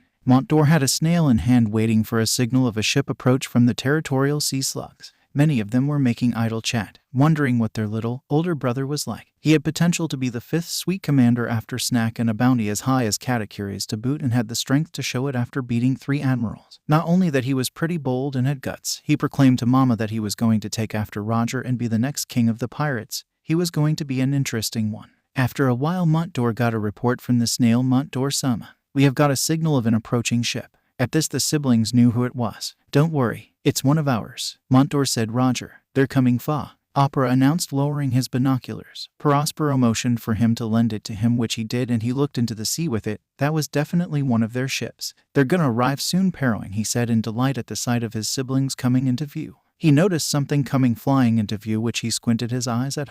His siblings noticed this. Cracker tilted his head towards his older brother, curious in what he saw. What's wrong, Piro Nai-san? Prospero didn't respond. He just seemed focused on whatever he saw. Prospero now saw who was coming flying at them. Luffy, he said out loud before realizing he was flying right at them. Prospero now was sweating before he shouted, incoming. But before they could react, bang, something had crashed into their right side into a building. The citizens stepped back but didn't leave while the Charlotte were on guard. At this, they tensed and unsheathed their weapons at whatever crashed into the wall, until, man, that was a pretty hard crash. A voice came from the impact. At that, they lowered their weapons. A figure came out of the rubble and debris coming out from he had crashed. Wearing short, blue trousers with cuffs, sandals, and a sleeveless red vest, he had shaggy black hair. At that, they sheathed their weapons back and relaxed, knowing who it was. It was him. Luffy just blinked up with curious and innocent eyes and tilted his head at them. Who are you guys? Are you guys my siblings? Katakuri had told Luffy that the rest of the family may be waiting at the harbor. He didn't heard her mother say anything about gathering them there. Big Mom had started walking forward slowly while her children made way, stopping when she was standing in front of him, both looking at each other, although Big Mom's face was shadowed. After a few seconds of silence, she started shaking her shoulders. Sniff. She was holding back tears.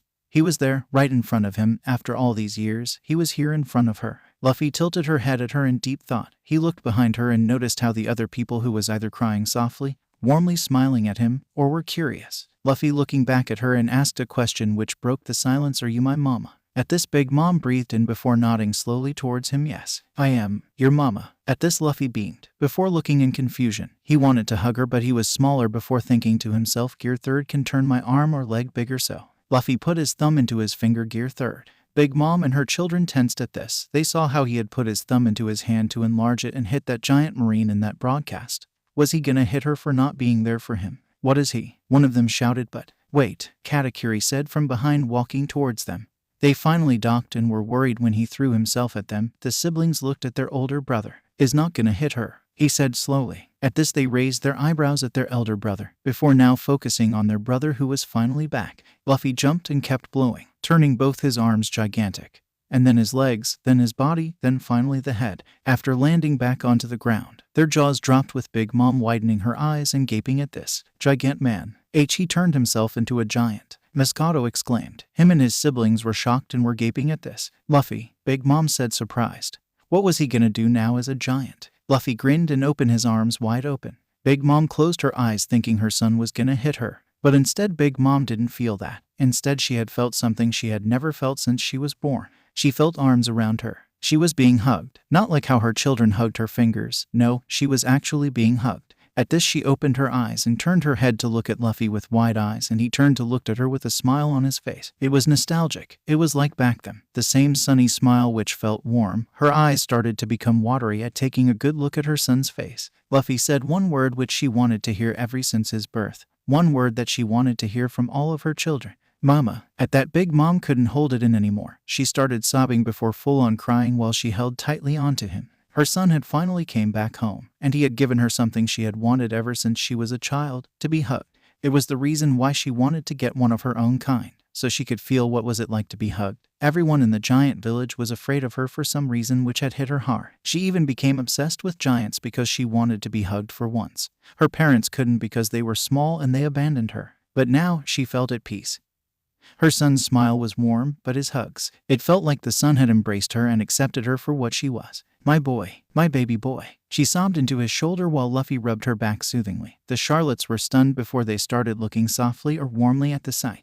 They had never seen their mother cry before. When Luffy was stolen from them, their mother always looked like she was gonna cry at the mention of him, but she held them back. So when finally met with the sight of their brother who returned and turned into a giant and hugged their mother, which made her cry, they couldn't help but let out tears. This was the most emotional moment of their life. Amond, Katakuri, and Broly were initially shocked before relaxing and looking on with happiness. After what their brother did for Broly and Amond, they could understand. Their baby brother was able to warm people's hearts and heal mental scars and easily rid of people's insecurity.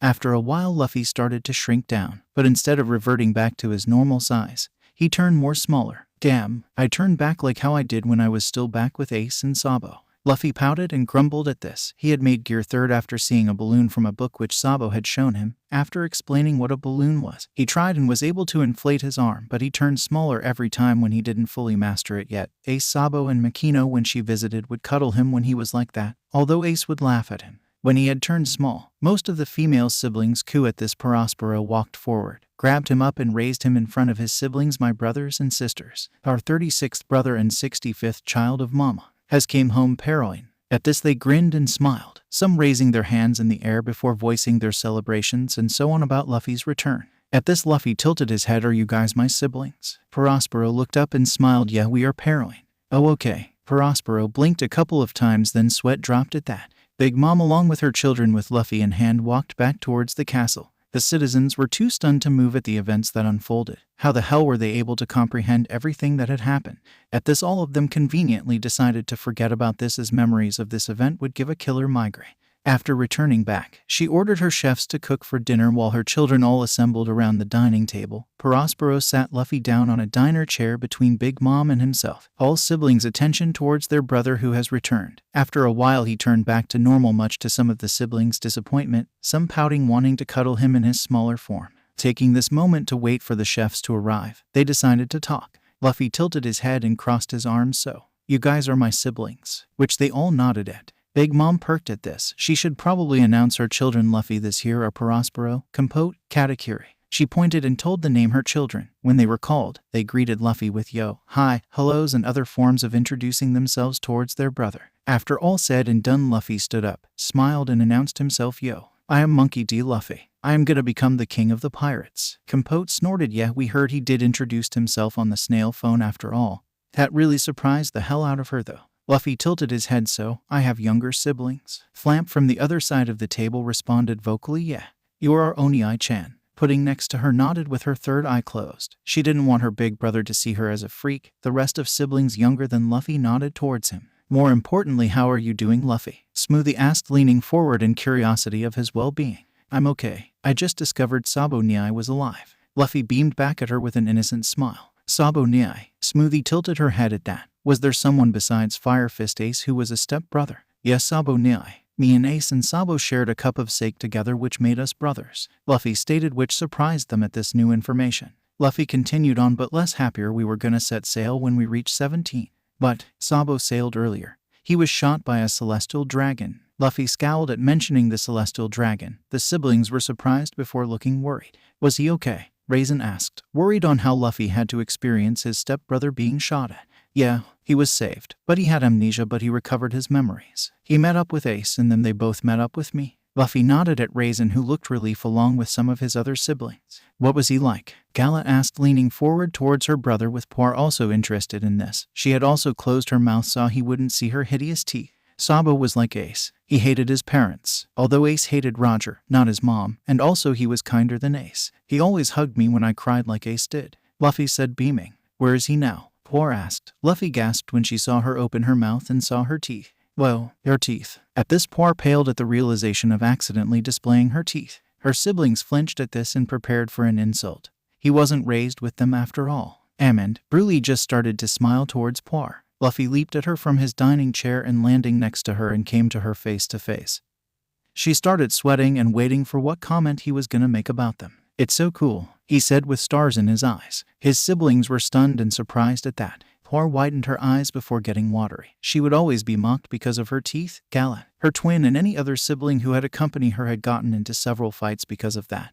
Not to mention how those mean Marines had taken her to an alleyway and mocked her. She had been insecure about it. Luffy, on the other hand, her little brother who was raised outside the family, was complimenting her. Where did you get them? Luffy asked her in awe. I was born with them. Why, you don't think they are hideous? She asked snakingly and with hope in her eyes. Luffy tilted his head in confusion. Why would they be hideous? They look so cool. Why would I? They look amazing. I want them, Luffy said, going back to staring at her in amazement. Poir widened her eyes at that and had tears in her eyes. Her little brother didn't think they were hideous. He even wanted them. Oh, really? She asked him and he just nodded his head rapidly with stars in his eyes still. She beamed at him for that. Her brother liked her teeth. So cool, Luffy muttered. Poir, after wiping her tears, was now getting flustered. She was used to her siblings saying her teeth were fine and that was nothing wrong. Luffy, on the other hand, complimented and praised her teeth and was still staring in amazement of her. It was really embarrassing.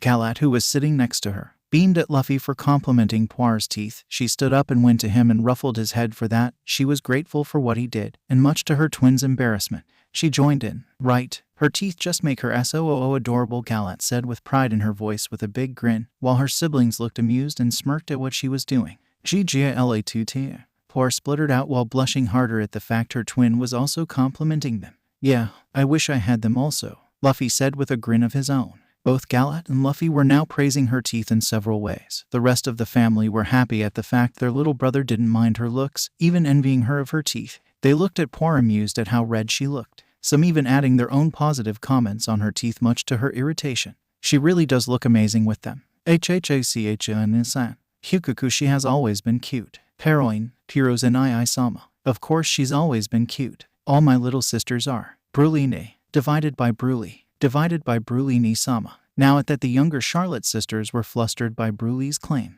Poir One-chan always looked pretty cool with them teeth. MYUKURU-chan. Poir had covered her face with her hands at this point, her face somehow getting more redder and redder at the onslaught of compliments ranging from cool, cute, amazing, and adorable. She internally whined, Big Mom was amused by how her children who joined in on Galat and Luffy praising Poir. She smiled at Luffy. He didn't mind his siblings' looks. After a while she decided to help Poir, who looked like she would faint from sheer embarrassment. Alright, that's enough. Spare your sister who may pass out soon, Big Mom said, which had quieted them down. Slam. Thank you, Mama. Poir had slammed her head onto the table while turning her head towards her mom. Her head was steaming from all those compliments. Although she was internally happy and beaming about their little brother, he thought her teeth were cool. Although you really do look cute with those teeth, my adorable child. Big Mom finished with a shit-eating grin. Sure, she may be nicer to her kids, but she still was sadistic in a way. Mama, Poir whined while shooting a look betrayal at their mom. Her siblings giggling or snickering at that. Luffy was now sitting on Galat's lap when she took a seat. She raised an eyebrow at this but smiled while wrapping her arms around his waist and resting her head on his hair with a lazy grin. Galat remembered Poir's prior question. Lifting her head, she asked him, "Nee, Luffy?" Luffy leaned into her and looked up at her with innocent eyes and chirped in response. Seeing this as a sign of her getting his attention, she asked, "You didn't answer Poir's question. Where is he now?" "He's back at Dad's base. He's a revolutionary." At this they scowled at the mention of dragon. "Do you know about your dad?" Galat asked, and to her and the family's surprise, his response was different than what they imagined. "I only knew about my dad when Gigi mentioned him back at Water 7. Never met him before," Luffy said. They frowned and some scowled at this. "He didn't bother raising you?" Big Mom asked, leaning forward and looking down at her son with sadness in her eyes.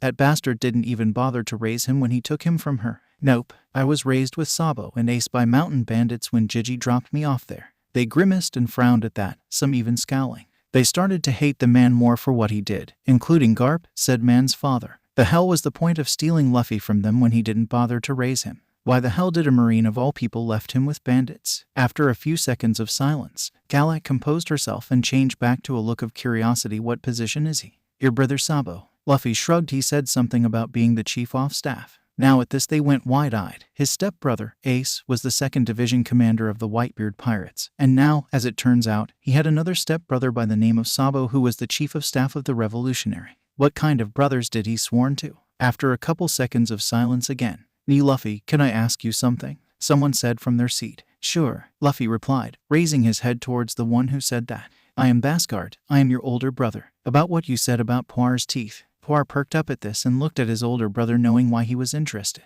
"What about them?" "They're really cool," Luffy said, with Galat nodding rapidly in agreement. Poir blushed again at that. "What about my teeth?" Bhaskard said, reaching up to unwrap the cloth which covered his mouth to show his own fangs. "Are they cool?" Bhaskard asked with little hope in his eyes as he revealed his teeth towards him. Nastort and Dosmarch, his triplet brothers, looked at him in surprise before looking at Luffy, wondering what he has to say. "Whoa, your teeth." At that, Galat let go of him as he launched straight at Bhaskard and almost tackled him. "It's amazing. It's like a dragon." "Roar," Luffy exclaimed, said while mimicking a dragon trying to be terrifying. Although he was looking more adorable than terrifying, were some of the opinions going through the other sibling's head looking at him. Bhaskard widened his eyes at this. "Like a dragon? Don't my teeth resemble a sea monster?" he asked. He had been called a sea monsters when he was a child after all, and also throughout his life by people who have seen his teeth, which was for the mouth cover. "Shishishi, dragons are cooler and more stronger than them," Luffy exclaimed while beaming at him. Bhaskard was flustered but was also happy about the comment.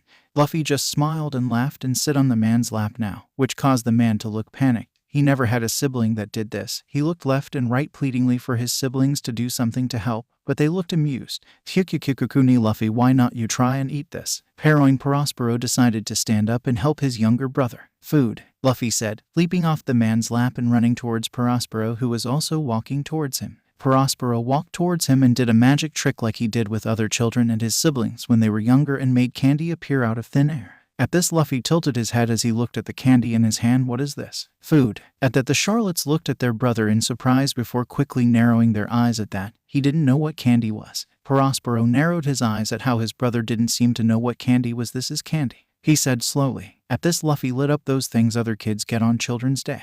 What does it taste like?" The family frowned at that, the way he phrased it. "Did he get any candy for his birthday?" "It's strawberry-flavored candy," Heroine, he said while clutching his candy cane tightly. It sounded like he never ate anything related to sweets, unless... "Luffy, have you ever ate candy or sweets before?" he asked. Luffy shook his head and responded nope. At this, the siblings and their mother looked horrified. For a child to never have tasted candy, the mere thought was beyond horrible, especially in Totto Land. At this, Prospero made more candy in his free hand while also internally scowling at this fact while forcefully holding a smile. He was gonna make sure he tasted several different kinds of sweets. He may even pay a visit to the island he was raised at so he could question some of the locals on why he didn't receive any. Prospero, make sure Luffy tries several sweets, Big Mom ordered while looking at Luffy with sorrow. She made sure her children and citizens, especially the children, try candy, for her son to have never tasted something like candy. Of course, Mama, he replied without hesitation. Here, try some, Luffy. Prospero gestured for Luffy to try some.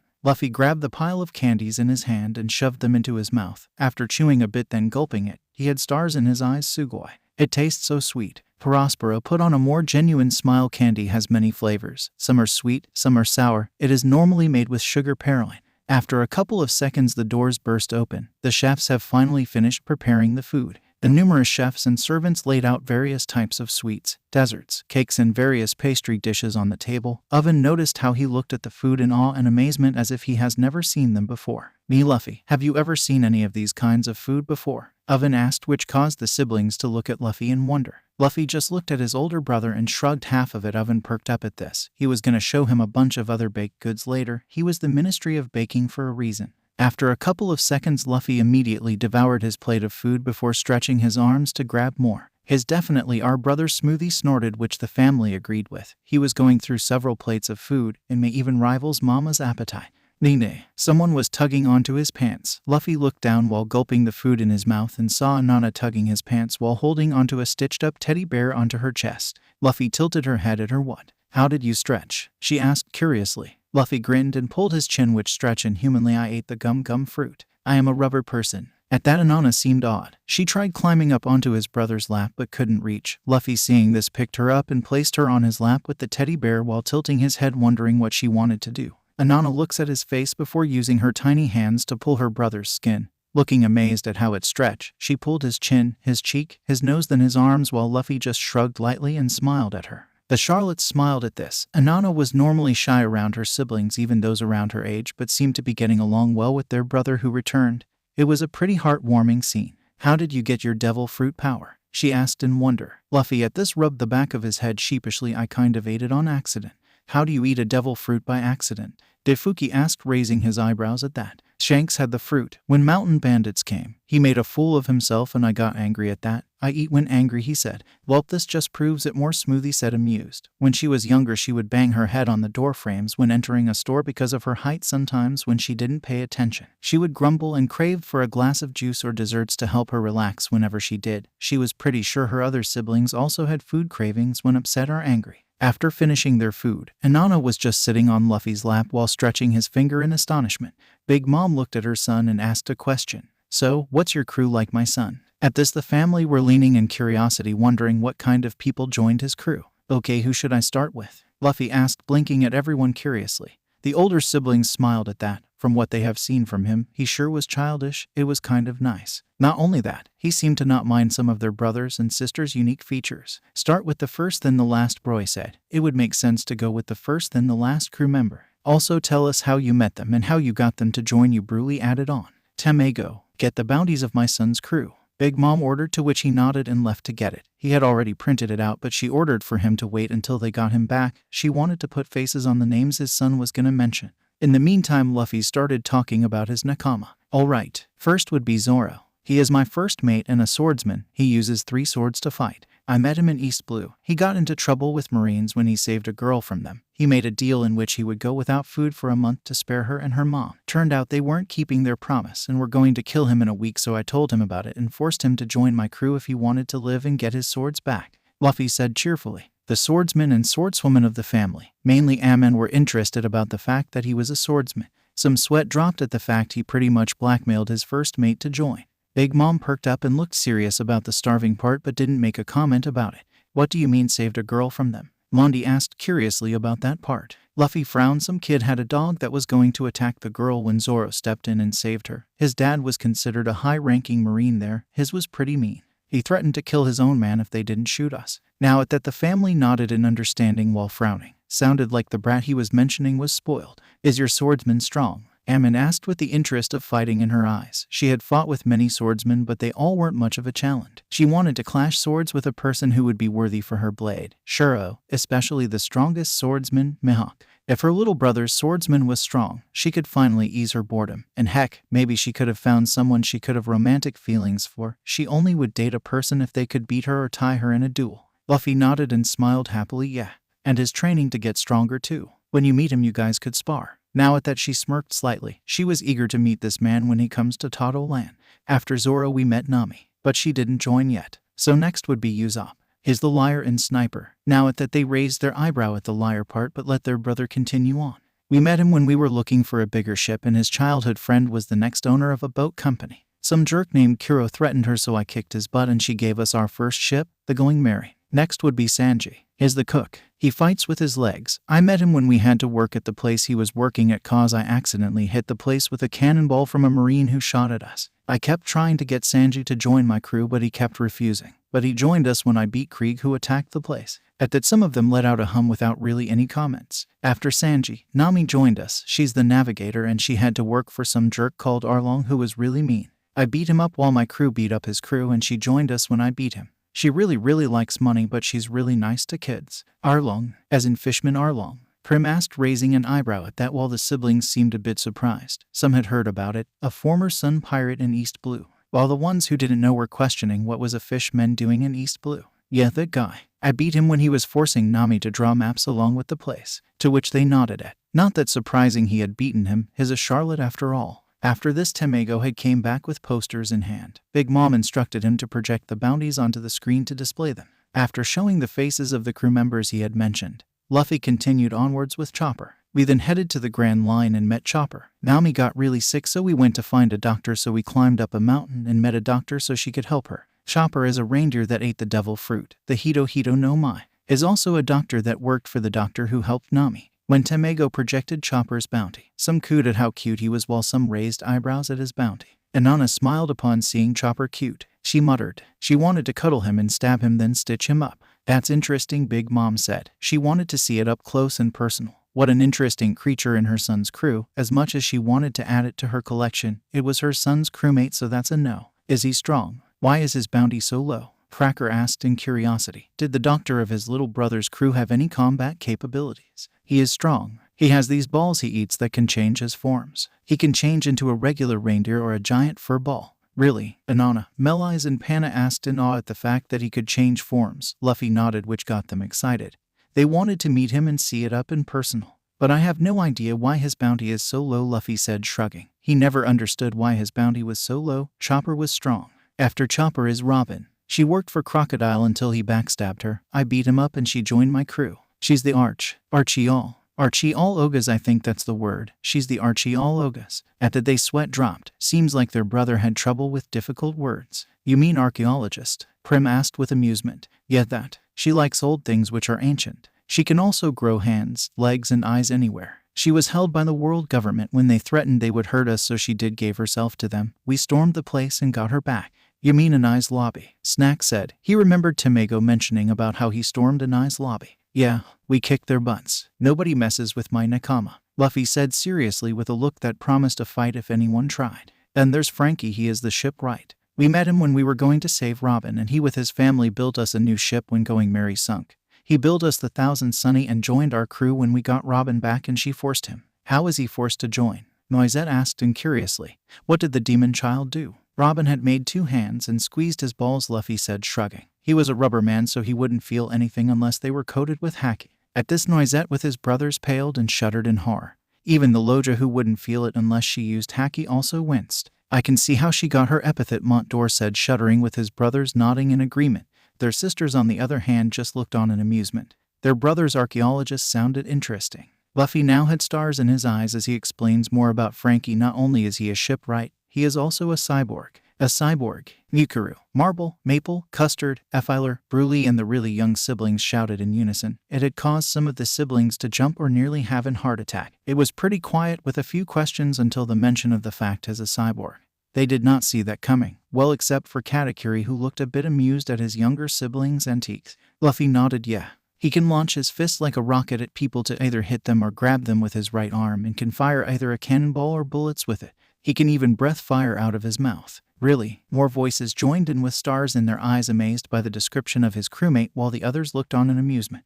When their brother nodded, the stars in their eyes started glowing brighter. After a couple of minutes to calm down, Luffy continued anyways, moving on. Next up is Brook. He was stuck in the Floridian Triangle with that gecko guy. At this, a certain twin stood up. You mean Gecko More, you're right. Also, thank you for helping Lola, Chiffin said, bowing a bit towards her little brother in gratitude for that. You look like Lola. Luffy tilted his head towards her, noticing the similarities. The family face palmed at that. Can't he connect the dots? I am her twin, Chiffin. Chiffin shouted out. Luffy blinked before looking surprised. You are her twin. Who else would she be? Chiffin with some of her siblings shouted at their baby brother, who looked like he was processing this before it all clicked. Katakuri huffed in amusement. Yeah, that makes sense. Slam. Chiffin with some of her siblings slammed their heads while the others were either face-palming or pinching their nose or giggling and snorting in amusement of their siblings' reaction and Luffy's response. After a while, Luffy continued on about his skeleton crewmate. Brook is an awesome skeleton who likes playing music and is a swordsman like Zoro. Although Zoro wants to beat Mihawk while Brook wants to play music and meet up with Laboon. A skeleton, Laboon. Gallant raised an eyebrow at that. Luffy nodded. Yeah. He ate a devil fruit that turned him into that. He hasn't seen Laboon because he was stuck. Laboon's a whale he made friends with when he was still human. You sure have an interesting lineup there, bro, Cracker said, amused about how bizarre his crew was. A cyborg shipwright, a music-playing skeleton that wants to see a whale, a reindeer who ate a devil fruit who's a doctor, a cook, a swordsman and an archaeologist, and a lying sniper. Huckampote muttered to herself. Her brother had an interesting lineup for a crew. Although ... it felt like he left several details out when he explained about how he met up with his nakamas. Now that I think about it, where is your crew, Luffy? Poor asked, which had the siblings looking at their brother in curiosity also. Now that they think about it, Luffy was there in Marineford, but his crew wasn't. Where were they? Luffy turned to a look of seriousness. They are training right now for the new world. We will train up for 2 years to prepare ourselves. For how long? Poor asked in wonder. 2 years. They widened their eyes at this. That's quite a long time. Pudding remembered about the tattoo. Widening her eyes but quickly closed her third one, she stood up and asked, was 3D2Y a way to tell your crew to train for 2 years? Luffy looked at her and nodded. Yeah. We were gonna meet in 3 days, but we will meet in 2 years. Do you know where they are? Why weren't they with you at Marineford? Cinnamon asked. Were they separated due to certain circumstances? He along with his crew stormed an Ai's lobby to save one of their own. That proof that his crew were loyal to the point they would storm a place which would make them enemies of the governments to save a nakama. It would make sense for them to follow their captain so they could save said captain's older brother, so why didn't they? We were at Sabo where I met Rayleigh and punched that stupid celestial dragon. Marines came and they had a pacifista. Luffy wandered off trying to remember the name. Pacifista, Snack said helpfully. They had seen them in the broadcast. They boasted some serious firepower. Yet that one of them attacked my nakama, so I beat it up. When I dealt with it, Kuma came and before I could react, I was already sent flying, Luffy said while clutching his fist. He was grateful for Rayleigh teaching him observation. Won't you start to miss them? Compote asked, worried he would feel lonely without his nakama. Luffy shook his head. As long as they're fine, I don't mind. And besides, I can use the time to know you guys. Luffy beamed at them while the siblings smiled at that. And then we will sail again. Big Mom frowned a bit at that. You aren't joining my crew. Luffy tilted her head towards her. Why would I do that? I can't be king of the pirates if I joined another crew. The siblings tense a bit and looked at their mother, who looked to be deep in thought. How about an alliance then? You should call us once in a while though, Big Mom suggested, which surprised them all. They thought she would argue about it, but she had accepted it rather quickly and made up a compromise. Hell, she didn't even seem to care about how her son wanting to be king of the pirates. Are you sure, Mama? Prospero asked their mother, who nodded. As long as he calls and tells us about what happens, it should be fine. And also, Big Mom started smirking. Luffy, change your name from Monkey D. Luffy to Charlotte D. Luffy. Big Mom finished off with a grin. It would be a good way to get back at Dragon for what he did, and she wanted everyone to know that he was her son who she was proud of. She was gonna get Morgans to publish it on the next tea party where she would properly announce her son who came back and the name change. The siblings though lit up at the idea and looked at their brother in curiosity. He would be the first brother who would have a D along with the family name, although it was up to him. Luffy though just blinked and smiled up at Mama after a couple of seconds. Okay, Luffy said. Are you sure you're fine with this though? Peroin Prospero raised an eyebrow at how quick he was to accept to change his family name. He wasn't complaining though. In fact, he was delighted. Ace went with Porcas instead of Gold because he hated Never met and didn't know his old man while his mother had died so he could live. I know about Dad but only saw him once and never talked to the guy. He may be nice but he took me away from you guys and he didn't bother talking with me. At least I met and talked with Mama and you guys so it would be better to go with Charlotte. Right, Luffy said, tilting his head towards them, which had them thinking. Yeah, he had a point. At least their mother and them actually spent time with Luffy even though it was kind of the first time they met, but it was due to his kidnapping. Dragon didn't bother raising or interacting with his own child. They may have met once but that was it. Big Mom smirked at this. Welp, it's official then. The next tea party we shall announce your return as Charlotte D. Luffy. At this the siblings smiled warmly at their brother and cheered at that. Tamago, show Luffy to his room. We are going to talk more with Luffy tomorrow at breakfast. It's starting to turn into night. All of you are dismissed. Yes, Mama. After that everyone left, except Katakuri, who was in deep thought with a hand clinging onto his scarf. After stalling for a bit he left. After the dismissal, Luffy followed Tamago towards his room he would be staying in. After reaching the room, Tamago turned around. So this is the place where you why? Only to find Luffy gone. I'll be staying Bon. Come, what do you think about our brother Flamp? Pudding asked, laying on bed swinging her legs. She and Flamp were close after she came and helped her when bullies had grabbed her by the hair and were gonna cut it. It was the first time she had ever seen her so pissed at someone and punched someone so hard. After that she had comforted her and told Mama and their older siblings about it when they came back. They were pretty livid till the point Katakuri and Mama were leaking their conqueror's haki by accident. The next day many people awoke to the sight of how most portions of the walls and the floors of the street had been recolored into one single color, red. After the accident, Pudding normally went outside with Flamp sticking close with another older sibling that watches out for them. Although she would still hear whispers of insults that are hurled at her, which was met with a quick stab towards the guy who said that. Flamp wore a red button-up blouse with long sleeves with red dotted white pants with suspender belts and has fingerless gloves with a blow-dart gun she carries around. When she saw how people treated her older sister, she wanted to hit them so badly that she unlocked armament Haki this way. He seems kind of dense, naive and all around airheaded, but is pretty nice. I think he wouldn't mind seeing your third eye, Flamp said, smiling brightly at Pudding. Mama had taught her to be kind towards her siblings as people would make fun of them for their looks. She was raised pretty strictly, which she was secretly grateful for when she saw how people had viewed her sibling. She was considered the best younger sister for always supporting and being there for her older sibling.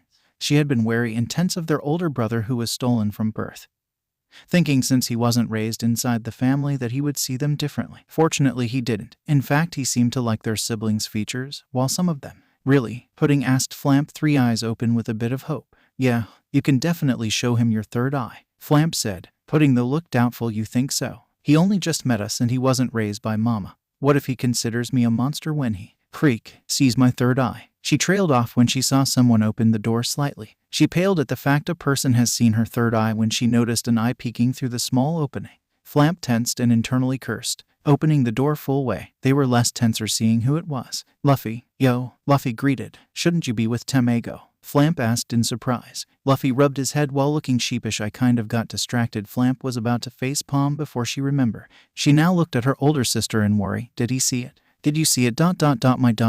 Pudding muttered with hairs shadowing her face. Ye ... your third eye. She was now shaking a bit in fear of what he was about to comment. She had flashbacks of how people saw her and treated her like a demon. It's so cool, Luffy said in awe. Pudding widened all three of her eyes and gaped at that. Her eyes starting to get watery, remembering all the times people would insult her, call her a monster, call her a defect, how her siblings were always there for her and how Mama had reassured that it looked fine on her. Really? She said with tears in her eyes while looking at Luffy, who beamed at her. Yeah, you don't think I am a monster? She started reminiscing. You're a freak. Stay away from me, you monster. Run away. It's that thing again. Freak, freak, freak. Luffy, hearing this, stretched his arms and pulled her into a comforting hug. It felt like meeting Chopper again. You aren't a monster. You are my sister. They are just jealous of your third eye. Pudding was softly crying while Flamp kept quiet in this emotional moment. You don't think I should have never existed? She asked while clinging onto him and looking at him in the face with hope and tears in her eyes. Luffy was surprised at that it had sounded like, you want me to live? Ace. Luffy snapped out of it and smiled at her. Yeah, of course. Why wouldn't he? Her third eye looked cool. At this, Pudding couldn't hold it in anymore. She wailed into her brother's shoulder, clinging tightly. Really? She asked while crying heavily. Yeah, screw those bastards who said mean things. They are just jealous of you. Your third eye is cool. I wish I had one. It looks amazing on you. She cried more and she started clinging harder onto him like it was her life support. I am happy you were born. At this, Pudding couldn't control herself and cried fountains while clinging hard onto her brother, which in response he rubbed her back soothingly. Her brother was happy for how she looks. He even wanted a third eye, which caused the wave of insults. He saw her as someone who was a human. He was happy for her birth. Flamp looked on while smiling warmly with tears in her eyes. She wanted to also hug and comfort her, but she hesitated. Luffy, seeing this, grinned and let go of one of his arms on Pudding to pull Flamp in for a group hug. She was surprised at this and looked at Luffy, who beamed at her, and she smiled back. Looking towards Pudding, she hugged her sides and rubbed her back soothingly, and in response Pudding clung to her also. After a while of crying, Pudding looked up towards their brother and smiled. "Sniff, thank you, Oni-chan," she said softly with tears in all three of her eyes, which she showed to Luffy. Luffy just grinned and pat her head like how Ace does, no problem. Although it feels weird. Pudding and Flamp tilted their head at him. "What's weird?" Flamp asked. "I only had Ace Nyai and Sabo Nyai until I met you guys. It's kind of strange having sisters and younger siblings," he shrugged off. "That's so." Pudding trailed off with a finger on her chin, thinking about it. Right. I should probably go back to my room," Luffy said while hitting his palm with a fist. Turning around to leave. He was about to leave until he felt something tugging his shirt. "Wait," Pudding exclaimed. Luffy turned his head towards her and hummed, wondering what she wanted. "What's wrong?" Pudding looked embarrassed while fidgeting and twiddling her fingers. "Can you sleep with us?" "Why do you want me to sleep with you guys?" Pudding frowned a bit. "I have nightmares when I sleep alone." She shuddered at the nightmares she had before Flamp found out about it and slept with her to keep them away. Although sometimes it didn't work. Luffy nodded in understanding. "I also have nightmares when sleeping alone." At this, Pudding perked up. "Really?" Luffy just nodded. "Yeah."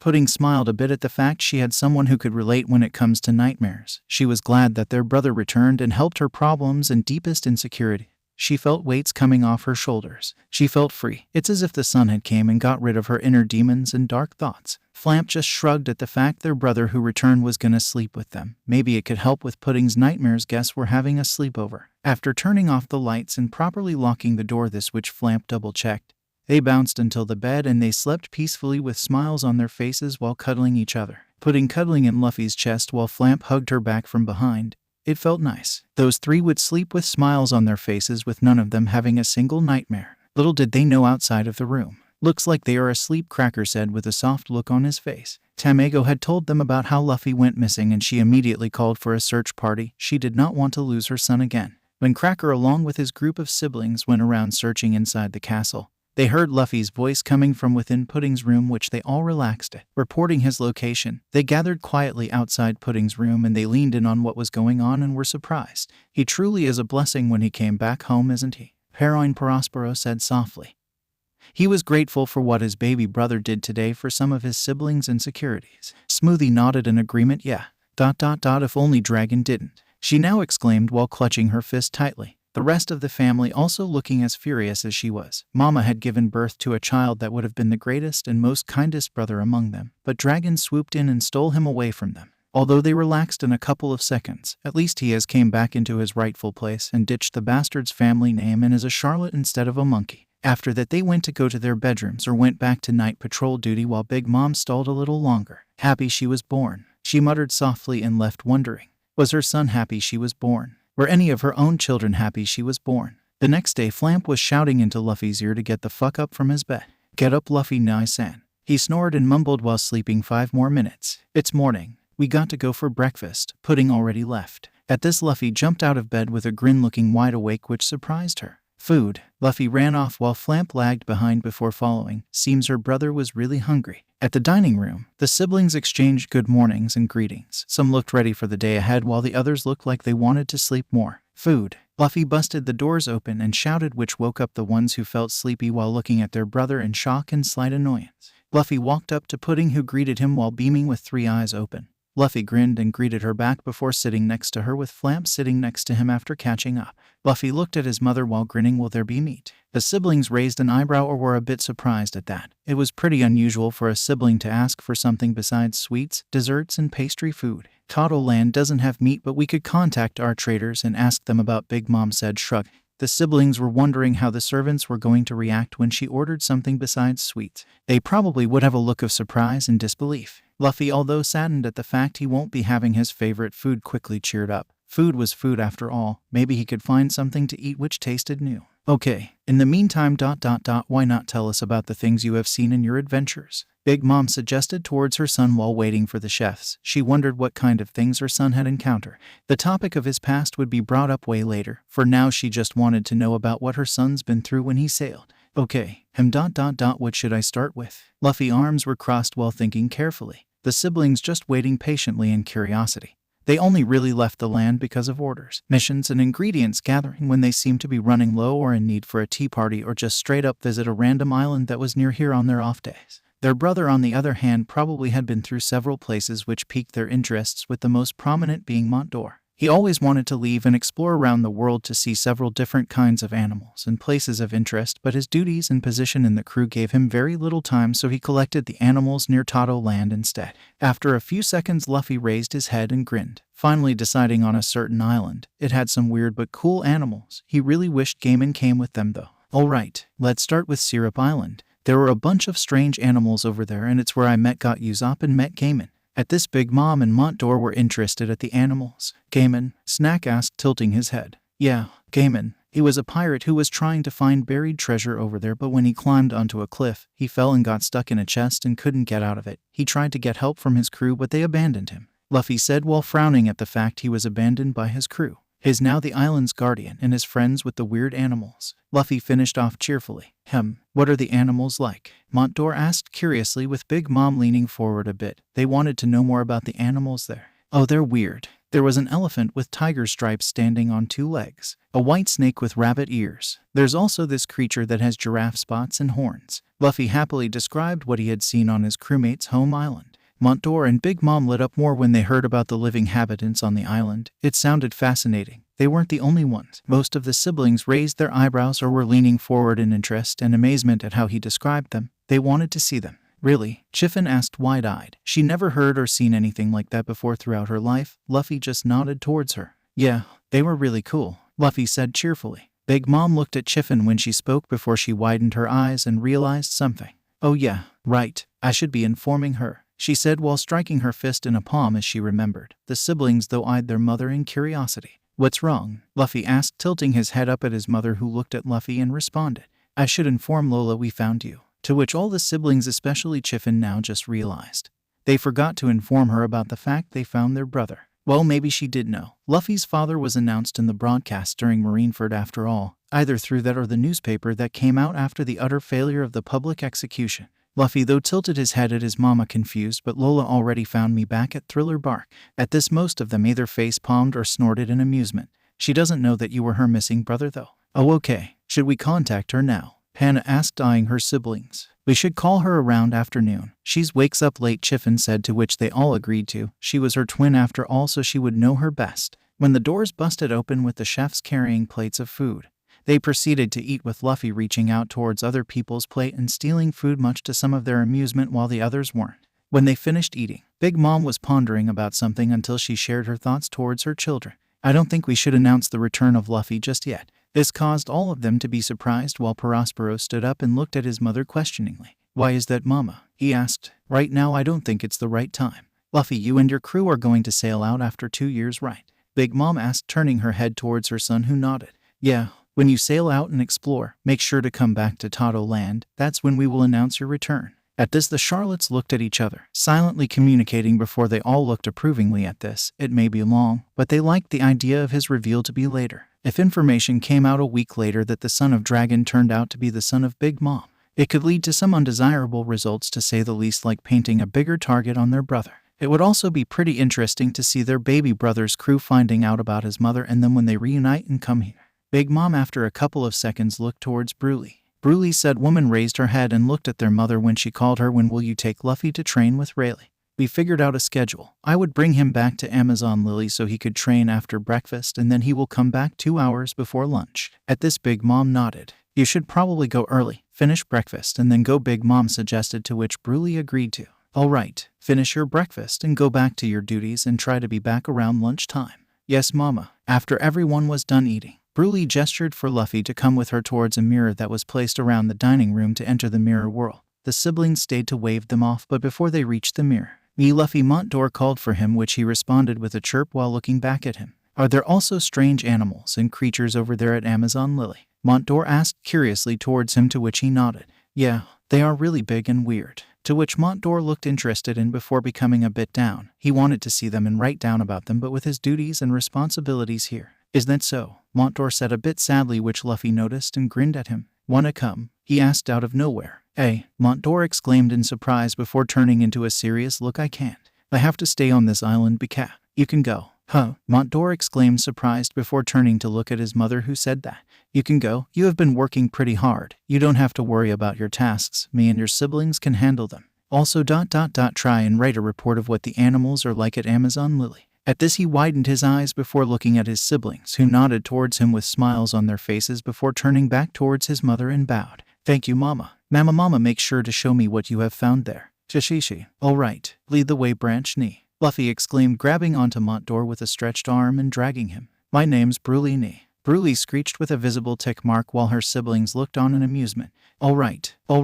You can let go now. Montdor sputtered out after being dragged for a bit, which Luffy just laughed at and let go of him. When Bruley entered the mirror, Luffy was gaping in awe at how she entered a mirror while Montdor smirked at his brother's reaction in amusement before walking up behind him and patting his back, motioning him to get in, which he eagerly did. Once Montdor stepped in, the siblings were left alone with their mother. He sure can rile up Bruley, huh? Compote commented, amused with her sisters, and brothers nodded in agreement with her. Agreed. Not only that, he sure is amazed by some of us. Peroin Prospero said with a grin, looking pointedly at Bhaskar, Poir and Pudding, who warmly smiled while the others agreed and wondered if their brother would also be amazed by their unique features. When he is done with Rayleigh ...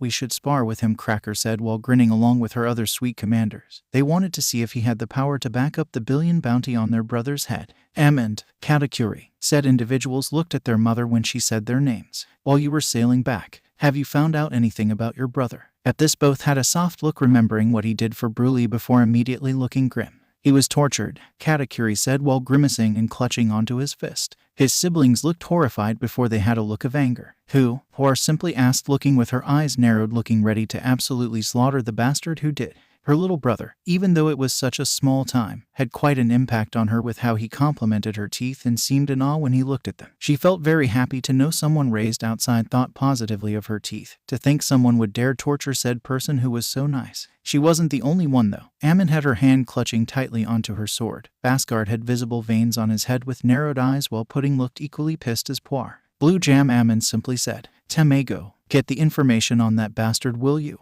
Big Mom said, eyeing him like a predator. Tamago gulped. Yes, Bon. He sputtered out and ran off before coming back after a couple of minutes. Well, Oven looked at Tamago, arms crossed with a cold look plastered on his face. Blue Jam is pirate who is now deceased. Tisk. Well, at least is dead, Oven said, looking a bit disappointed. He wanted to boil him alive. Big Mom was feeling pretty murderous before composing herself. At least he is dead now, and proceeded to move on to another topic. Tamago, when is Jinbe coming? He should be arriving as soon as Luffy-sama comes back, Bon. Then we can discuss negotiations, Swar. What about Caesar? Any progress? None. Is asking for more money for funding though, as he stated the research was complex. At this, Big Mom frowned but shrugged it off. Gigantification was probably tough to research. She still had thoughts that said to look further into the matter though. Big Mom dismissed her children and waited for Jinbe's arrival. She wondered what their candy tasted like. Once entering, Luffy was in amazement and awe at the fact he seemingly entered a place which seemed to stretch infinitely with mirrors everywhere. What is this place? He asked in amazement mixed with curiosity, which had Bruley giggling at. Her siblings, when they were still children, would always be stunned when she entered a mirror and stuck a hand out motioning them to come inside, which freaked them out, but upon entering they would be amazed. Montdor ruffled his hair, smiling before explaining. This is Bruley Nisen's devil fruit power. The Mira no Mai. It's a Paramecia-type devil fruit. She can create and manipulate mirrors to reflect attacks back at her opponents, transform herself and other living things into mirror images of different people, and most importantly, to turn any mirror to a portal towards the mirror world. At this, Luffy looked amazed at what his older sister can do and turned towards her the mirror world. Bruley laughed before further explaining, Wiwiwi. The mirror world is my pocket dimension of sorts. As long as I can fit inside a mirror, I can access this place. You notice all those mirrors placed all over the place. At this, Luffy looked around and it was on the floor, the ceilings and the walls. All of these mirrors lead to the outside world on the other side of the mirrors, which means you can travel pretty much anywhere as long as there's a mirror. Luffy looked even more amazed. Really? Bruley just laughed again before holding onto Luffy's arm and walking towards a mirror, stopping in front of it. Luffy saw how the mirror was showing people of different races walking around in streets made seemingly out of food. If we were to step out of this mirror, we would be outside Mama's castle and out in the streets. The mirror here is outside of a general store, Bruley explained while Luffy looked amazed then confused. Why is it there? Luffy never really saw mirrors outside of a store unless it was a store that sold mirrors. Montdor had walked towards Luffy's side and explained, depending on where the mirror would be, she could send people there that would be perfect for ambush or sneak attacks. Either that or transportation. Mama ordered mirrors to be placed around her islands so she could bring reinforcements if there was ever an attack when she got her devil fruit. Montdor explained. He would help navigate and plan out which mirror she would use. Oh, okay. All right. Let's get you to Rayleigh, Bruley said, walking onwards to the mirrors she had placed at Amazon Lily. Lead the way, Branch Nee. Montdor covered his ears with a look of slight amusement upon hearing Branch. My name's Bruley Nee. Luffy just laughed while Bruley walked while grumbling with Montdor behind them amused. Luffy thought about how since his Branch Nee had a devil fruit power. Luffy turned to Montdor. You can call me Montdor or your Montnei, he said, shrugging. That was how he was commonly addressed as by his siblings. Do you also have a devil fruit? Luffy asked to Montdor, who nodded. Yeah, I ate the Boku Boku no Mai. I can manipulate books and can place people under illusions. Not only that, I can pin people or animals inside a book and they won't age or get out. Luffy awed at that. Really? Do you got a book with animals or people? Montdor nodded with a proud look on his face. It's in the castle's library. I can show it to you when we come back from your training. To which Luffy nodded at. Here we are. Bruley stopped at a mirror and motioned for Luffy and Montdor to step out. Exiting the mirror, Montdor looked around the place and noticed how they were surrounded by trees.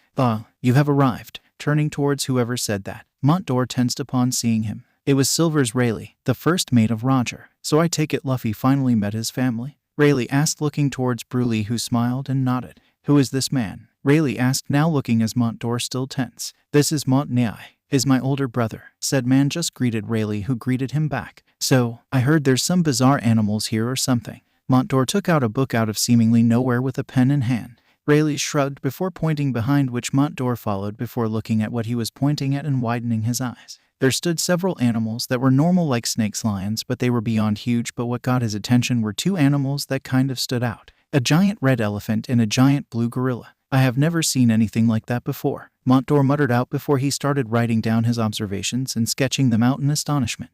Rayleigh now looked at Luffy and handed him a blindfold. Let's get started. Yeah, you have dodged a few more times rather than our previous training, Rayleigh exclaimed while looking a bit surprised. His learning faster than he anticipated. Luffy was panting with his hands on his knees with several bumps on his head. Montdor, upon finishing writing and sketching about the animals while walking around the jungle to look for more, was now focused on his little brother's training. He was wincing at every hit he got alongside Bruley, who was standing beside him. They didn't like seeing one of their siblings getting hurt, but it was to train up for his Haki. You are improving quite fast but still got more to go. To which Luffy nodded at. Alright, it's about time you head back at this. Luffy took off his blindfold and thanked Rayleigh for training him. Rayleigh laughed and motioned him to go back to Totto Land, to which he did, but not before looking back at Rayleigh. Luffy asked if Rayleigh wanted to join, to which he politely refused and said he would be staying here, to which Luffy nodded. They then proceeded to walk back towards the mirror leading back home, where Luffy would be reunited with a certain fishman. Big Mom was sitting on her chair while drinking a cup of tea, waiting patiently for Jimbe to negotiate things out for Fishman Island. She also asked of him to bring him a handful of the candy they produced there. If it tasted good, she will allow them to fly her flag and demand a factory to be made with fair wages towards the employees working there and a reasonable monthly supply of Fishman candy from the factory. If the monthly tributes weren't met, as long as there was a good reasoning for it, she would turn a blind eye towards it and demand them to meet the next monthly tribute. She did not want to act like some tyrannical ruler who demanded the unreasonable for them and would send her forces to attack them if they refused, like some kid fussing over how they didn't got their favorite toy. It was one of the many things she changed about herself. When the doors opened, there stood the former warlord with a giant bag which he dragged with his hand with a serious look on his face. He was dealing with an emperor after all. There, sitting down on her throne, was Big Mom, a woman who somehow seemingly lost a considerably amount of weight out of the blue and looked like she was in her 20 seconds or 30 seconds despite her age. She was looking down on Jinbe with a judgmental look with a sinister grin. She was trying to study and read what kind of person he is. Ah, Jinbe, so you have come to discuss about the deal? Yes, she said, breaking the silence, which Jinbe nodded at. I take it that you have brought what I asked for, right? Big Mom asked while eyeing the bag he was holding. Yes, here are the Fishman candy. He walked forward and dropped the bag of candy in front of her. Jin stepped back when he dropped the giant bag of candy while tensing and was on the ready for the worst situation or outcome. Whitebeard's death was effectively the disbandment of the crew, which also meant the islands that had their flags had their protection stripped away, making them open for attacks. Another emperor providing protection had its pros and cons. If they refused, she may send her forces to attack. If they accept, they might have to meet some harsh terms and policies under her rule. Knowing Big Mom, they would have to likely provide candy. If the candy was satisfactory, she will provide protection but demand a copious amount of fishman candy. If she found it unpleasant, they may lose a chance to have protection, which meant they would be open to attacks. Big Mom leaned forward and grabbed a handful of the candy in the bag and consumed them. Her eyes widened immediately upon tasting it. Sweet, Big Mom said blissfully. After a few seconds, Big Mom now smiled at Jin, satisfied. Mama, these are by far the best candy I have ever tasted, she exclaimed in joy. Thank you for your praise, Jinbe said while bowing slightly. So for our alliance, I demand a candy factory to be built for mass production. She grinned while taking another handful from the bag and ate it, going back in bliss. Jin relaxed a bit. The candy proved to be sweet to her, which most likely meant she would want to make an alliance, but would likely need to provide massive amounts of candy. Now all he needed to know was the quantity. How much candy do you want? He asked, which had Big Mom thinking with a finger on her chin. 0.10 tons a month, which had Jinbe surprised at. 10 tons, which Big Mom nodded before changing towards a serious and calculating look. 10 tons of fishman candy. Don't worry, we will make sure the factory would be sizable for such mass-scale production. We are willing to provide the necessary resources for you to produce them. In addition, we are providing fair wages for the workers who would be making the candy there. Now at this, Jin was surprised. He was just expecting her to ask for them to provide it by any means. But she took several steps further and even was willing to provide payment and resources for the workers making the candy. But if you ever try and betray us or not meet the monthly tribute without good reasoning, Big Mom said, daring him for the fishman to do just that under her flag. Jin shook his head before looking at her with conviction. We won't. We can make the candies with your conditions if we accept. Big Mom laughed in joy at this. Mama, that's good to hear. But there would also be another condition, but right now I am still thinking about it, Big Mom said, shrugging it off. She needed some way to make sure they won't try anything funny or to effectively seal the deal. In the meantime, tell Neptune about my demands and contact me if he accepts it. Make sure he knows that if he doesn't accept. Big Mom trailed off menacingly. She didn't want to let this opportunity go with how sweet the candy was. She was going to have their candy either by negotiating or by force. It will be done. Your demands are very reasonable. You have my gratitude, Big Mom. Jin said genuinely. It sounded quite reasonable under those conditions. Big Mom simply smiled in glee. Good. If I may ask you something, Jin said. He wanted to know what she wanted to do with all of that candy. Was she going to eat all that? What is it? What are you going to do with the candy? Oh, Big Mom perked up before she smiled warmly, which startled Jin. She never displayed such an expression throughout this meeting. I am going to eat them with my children, of course, she said joyfully. Jinbe was stunned at this. He had heard about how she was a glutton who would send her children to pillage and plunder cooking ingredients and eat candy all by herself. That she was a woman who saw her children as nothing but tools for her own gain. But right now she just simply looked like an affectionate mother who wanted to share candy with her children. Is that so? Jin struggled to say out. Yes, especially my son who came back after being stolen, Big Mom said while piquing Jim's interest at this. A son who was stolen. At this, Big Mom frowned a bit and explained. My 65th child and 36th son was stolen away from his crib, but we found him and he has came back to his rightful home. This got him more interested, but before he could ask, we are back, someone said behind him. Jim widened his eyes at the voice and turned around, and his jaw dropped. There standing before him was Luffy along with two other people, a man who looked quite happy and satisfied alongside a woman who was grumbling something about how she wasn't a branch. Are we interrupting something? Broly asked, looking at Jinbe and Big Mom. No, it has already ended. Luffy-kun, what are you doing here? Jinbe asked, looking at Luffy surprised. Oh, Jinbe, nice to see again, Luffy exclaimed, waving at him while eyeing the bag lying in front of their mother. The Charlottes in the room wondered what kind of relationship Jinbe had towards Luffy. He was there with him at Marineford. And what's in the bag? Luffy asked, walking forward and looking at the bag before his mother took out a bunch of candies from it and handing it out to him. Fishman candy. You should try some. At this, Luffy perked up and took the candy from her hands and ate it. His eyes turned into stars sweet. Big Mom laughed at that. Mama, glad you like it, my son. Jin froze and was processing this. Oh, what's going on? Broly asked, walking forward with Montdor beside her, equally curious, and standings by their little brother's side while eyeing their mother's hand holding what seems to be candy. It's fishman candy. Here, try some. At this, she had their interest, and they took the candy from her hand and ate it, and similar to their mother, they were in bliss. Sweet, which had her laughing again. This is really good, Luffy exclaimed while both of his older siblings and their mother were in bliss, nodding in agreement. So what were the animals like there, my child? Big Mom asked, looking at Montdor, who was holding onto a book. They were really interesting, he said while smiling. He was glad to tag along with his brother and witness the bizarre animals there and write and sketch about them. Tell me about them at the library, will you? Montdor nodded at his mother. Yes, Mama. Montdor grinned, looking at Luffy. I can't wait to show you the collection. Yeah, Luffy nodded, looking forward to it. Jinbe had several questions and thoughts going through his head. Were the rumors false? He had heard from people on how cruel and cold she was towards her subjects and even towards her own children. But here she was sharing candy with her children while having a friendly conversation with her son. And then there was Luffy. At this they all looked at Jinbe, who seemed to be trying to wrap his head around what he was witnessing. What's wrong, Jinbe? Luffy asked, tilting his head towards said man alongside his mother, also questioning why he seemed shocked before realizing and snorting. You. Jinbe raised his hand and pointed at Luffy. Our Big Mom's son. Luffy nodded before pointing at the giant woman sitting on her throne, who smirked in amusement at the fishman's reaction. She's my mom. Jinbe looked at Big Mom, who nodded. Then he looked at the man with a skeleton suit and the tall woman, who also nodded with a look of amusement while munching on candy. He then looked at Luffy, who was staring at him innocently and curiously. And then he blinked a couple of times to process this. Jimbe EXE has stopped working. Jinbe EXE has stopped working due to excessive data received towards system. The data Big Mom is Luffy's fucking son had been too much for the system to handle with the file size. Data has caused additional new datas to be created. Dragon was married to Big Mom. Has been added. Dragon fucked Big Mom. Has been added. How does a human procreate with a giant? Has been added. What the fuck has been added? All files are equally large, which has taken up most of the space. Due to this problem, it has caused the application to run significantly slower to the point it won't even run. Recommended solution: removing temporary files to make room so the application can run smoothly and in optimal conditions. Creating room for data via purging temporary files and unnecessary cache. Please wait.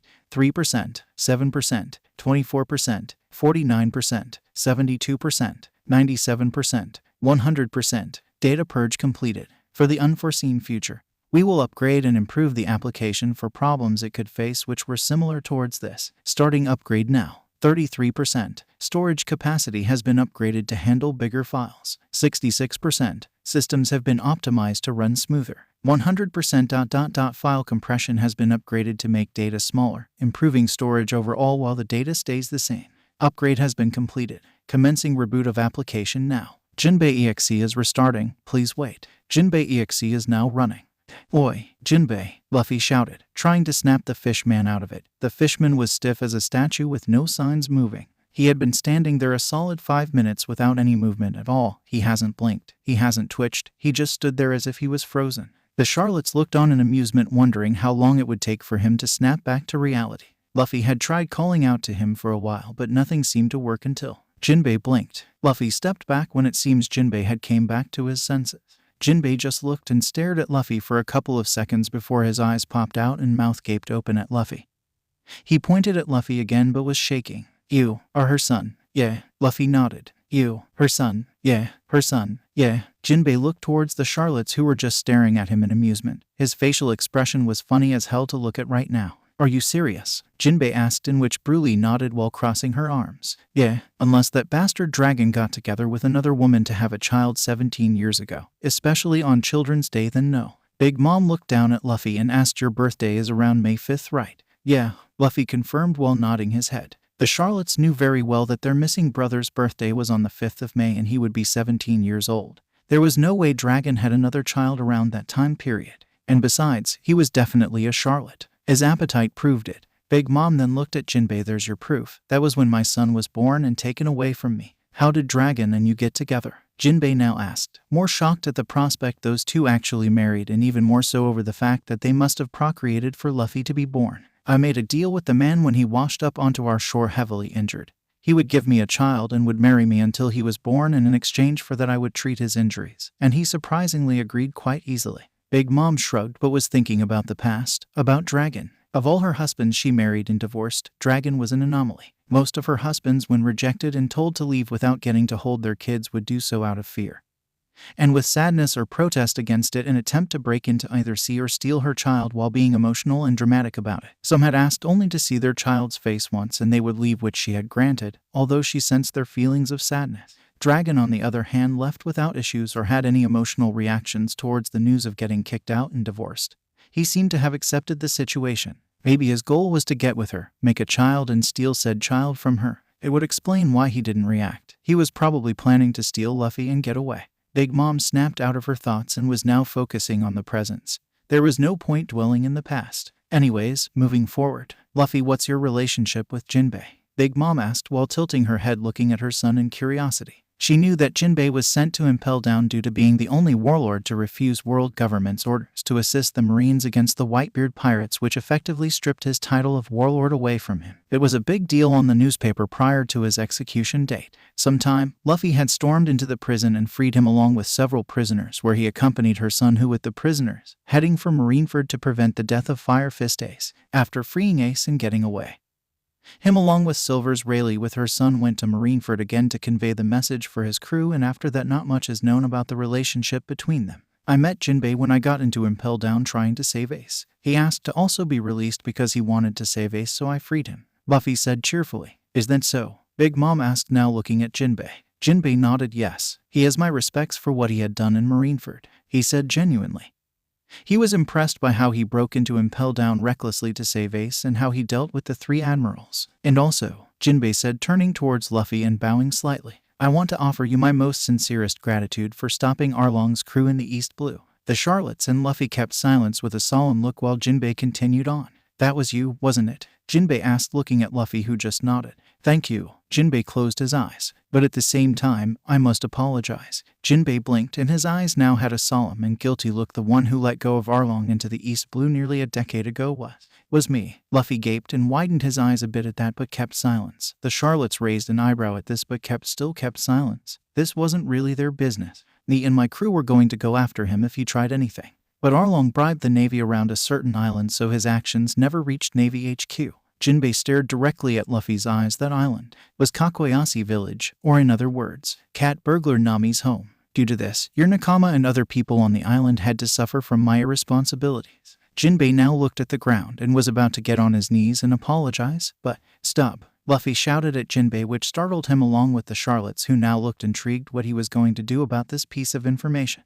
Jinbe, I'm not the one who you should be apologizing to. It's Nami. Jinbe widened his eyes a bit of this before nodding. Yes, I should be apologizing to her instead ... But still. He was shaking his fist in frustration. Were you the one who told Arlong to invade Nami's island? Luffy asked seriously, tilting his head towards Jinbe in confusion. Jinbe widened his eyes before shouting, I did not. So why are you apologizing? Luffy asked while tilting his head. Arlong was the one who attacked the island, it wasn't you. So why are you apologizing? Luffy asked, confused as to why Jinbe was apologizing. He did nothing wrong. If I had bothered to go see what he was up, less blood would have been shed. But I didn't, Jinbe said while gritting his teeth in frustration. He knew Arlong's hatred for humans ran deep. He should have sent someone to report about what he was doing from time to time. And because of that, innocent people had died. All that did was further prove the rumors on fishmen being evil. He hated the discrimination and how Arlong was just proving their point by driving home the nail on what he did in East Blue. Your crewmate probably hates fishmen, doesn't she? Jinbe said with acceptance over this thought. He wouldn't be surprised if Cat Burglar had a grudge against his brethren after what they did. Jinbe just kept looking at Luffy, waiting for an answer that he knew off. Luffy softly smiled and gave a different one he didn't saw coming. Nami doesn't hate you guys, eh? Was all Jinbe could sputter out in disbelief. When we were going to Sabayati, we met Hachai. He opened up a takoyaki restaurant with his friends, Kami and Papak. Nami and him were kind of tense because he was with Arlong, but they got along later. Luffy said, smiling while drooling a bit. He wanted to eat his takoyakis. They were good as hell. Jinbe was a bit stunned but also glad that Cat Burglar seems to hold no grudge against Hachai for what he did. Luffy frowned, continuing on. We went to Sabayati where Kami was captured and being sold off at an auction house because she was a mermaid. Jinbe along with the Charlottes held grim but an understanding look. They understood why. Jinbe knew how his kind were considered rare goods on the slave market, especially mermaids that are female. The Charlottes understood all too well. Totto Land was considered a slaver's dream for the fact her mama's main territory held almost all races in one place. If not for Big Mom's forces and their strength, it would have been a prime target for those bastards. Some naive and arrogant idiots have tried to take one of their citizens, and for the dumber and more unlucky ones, their siblings, expecting a slave that would get them rich when sold. All they got was an appointment with death, the Charlottes being the receptionist and booking them for the meeting. The family took great joy and pleasure in slowly, painfully, and brutally tormenting the fools that had tried to steal their siblings, who cried for their older siblings to save them, which they swiftly did. They were sadistic and terrifying to anyone outside the family, a trait that they all shared with their mother, although they wondered if their brother Luffy had shared the same sadistic and terrifying trait along with them. Some stupid celestial guy shot Hachai when we were trying to save Kami when he exposed his arms, Luffy said, scowling while Jinbe flinched. What did you do? Big Mom asked, but had a knowing look in her eyes. I punched that stupid jerk in the face, Luffy said with a look that held no regrets. He looked like he wanted to punch him again. Not that anyone in the world can blame him for. Everyone apart from the celestial dogs wanted to beat the shit out of them. Big Mom nodded in approval at this with a grin. Broly and Mont d'Or hummed, now knowing why he punched that celestial dragon in Sabayati. Jinbe, on the other hand, who hadn't known he punched a celestial dragon, as expected, was shocked by the news. You punched a celestial dragon? Yeah, he shot Hachai. That bastard hurt my friend. Now at this, Jinbe was shocked for another reason. Friend, Jinbe said. Besides Namor, a fishman who was a commander of the Whitebeard pirates and treated like an equal, he became friends with a fishman. A human and a fishman getting along. Luffy nodded while smiling cheerfully. Yeah.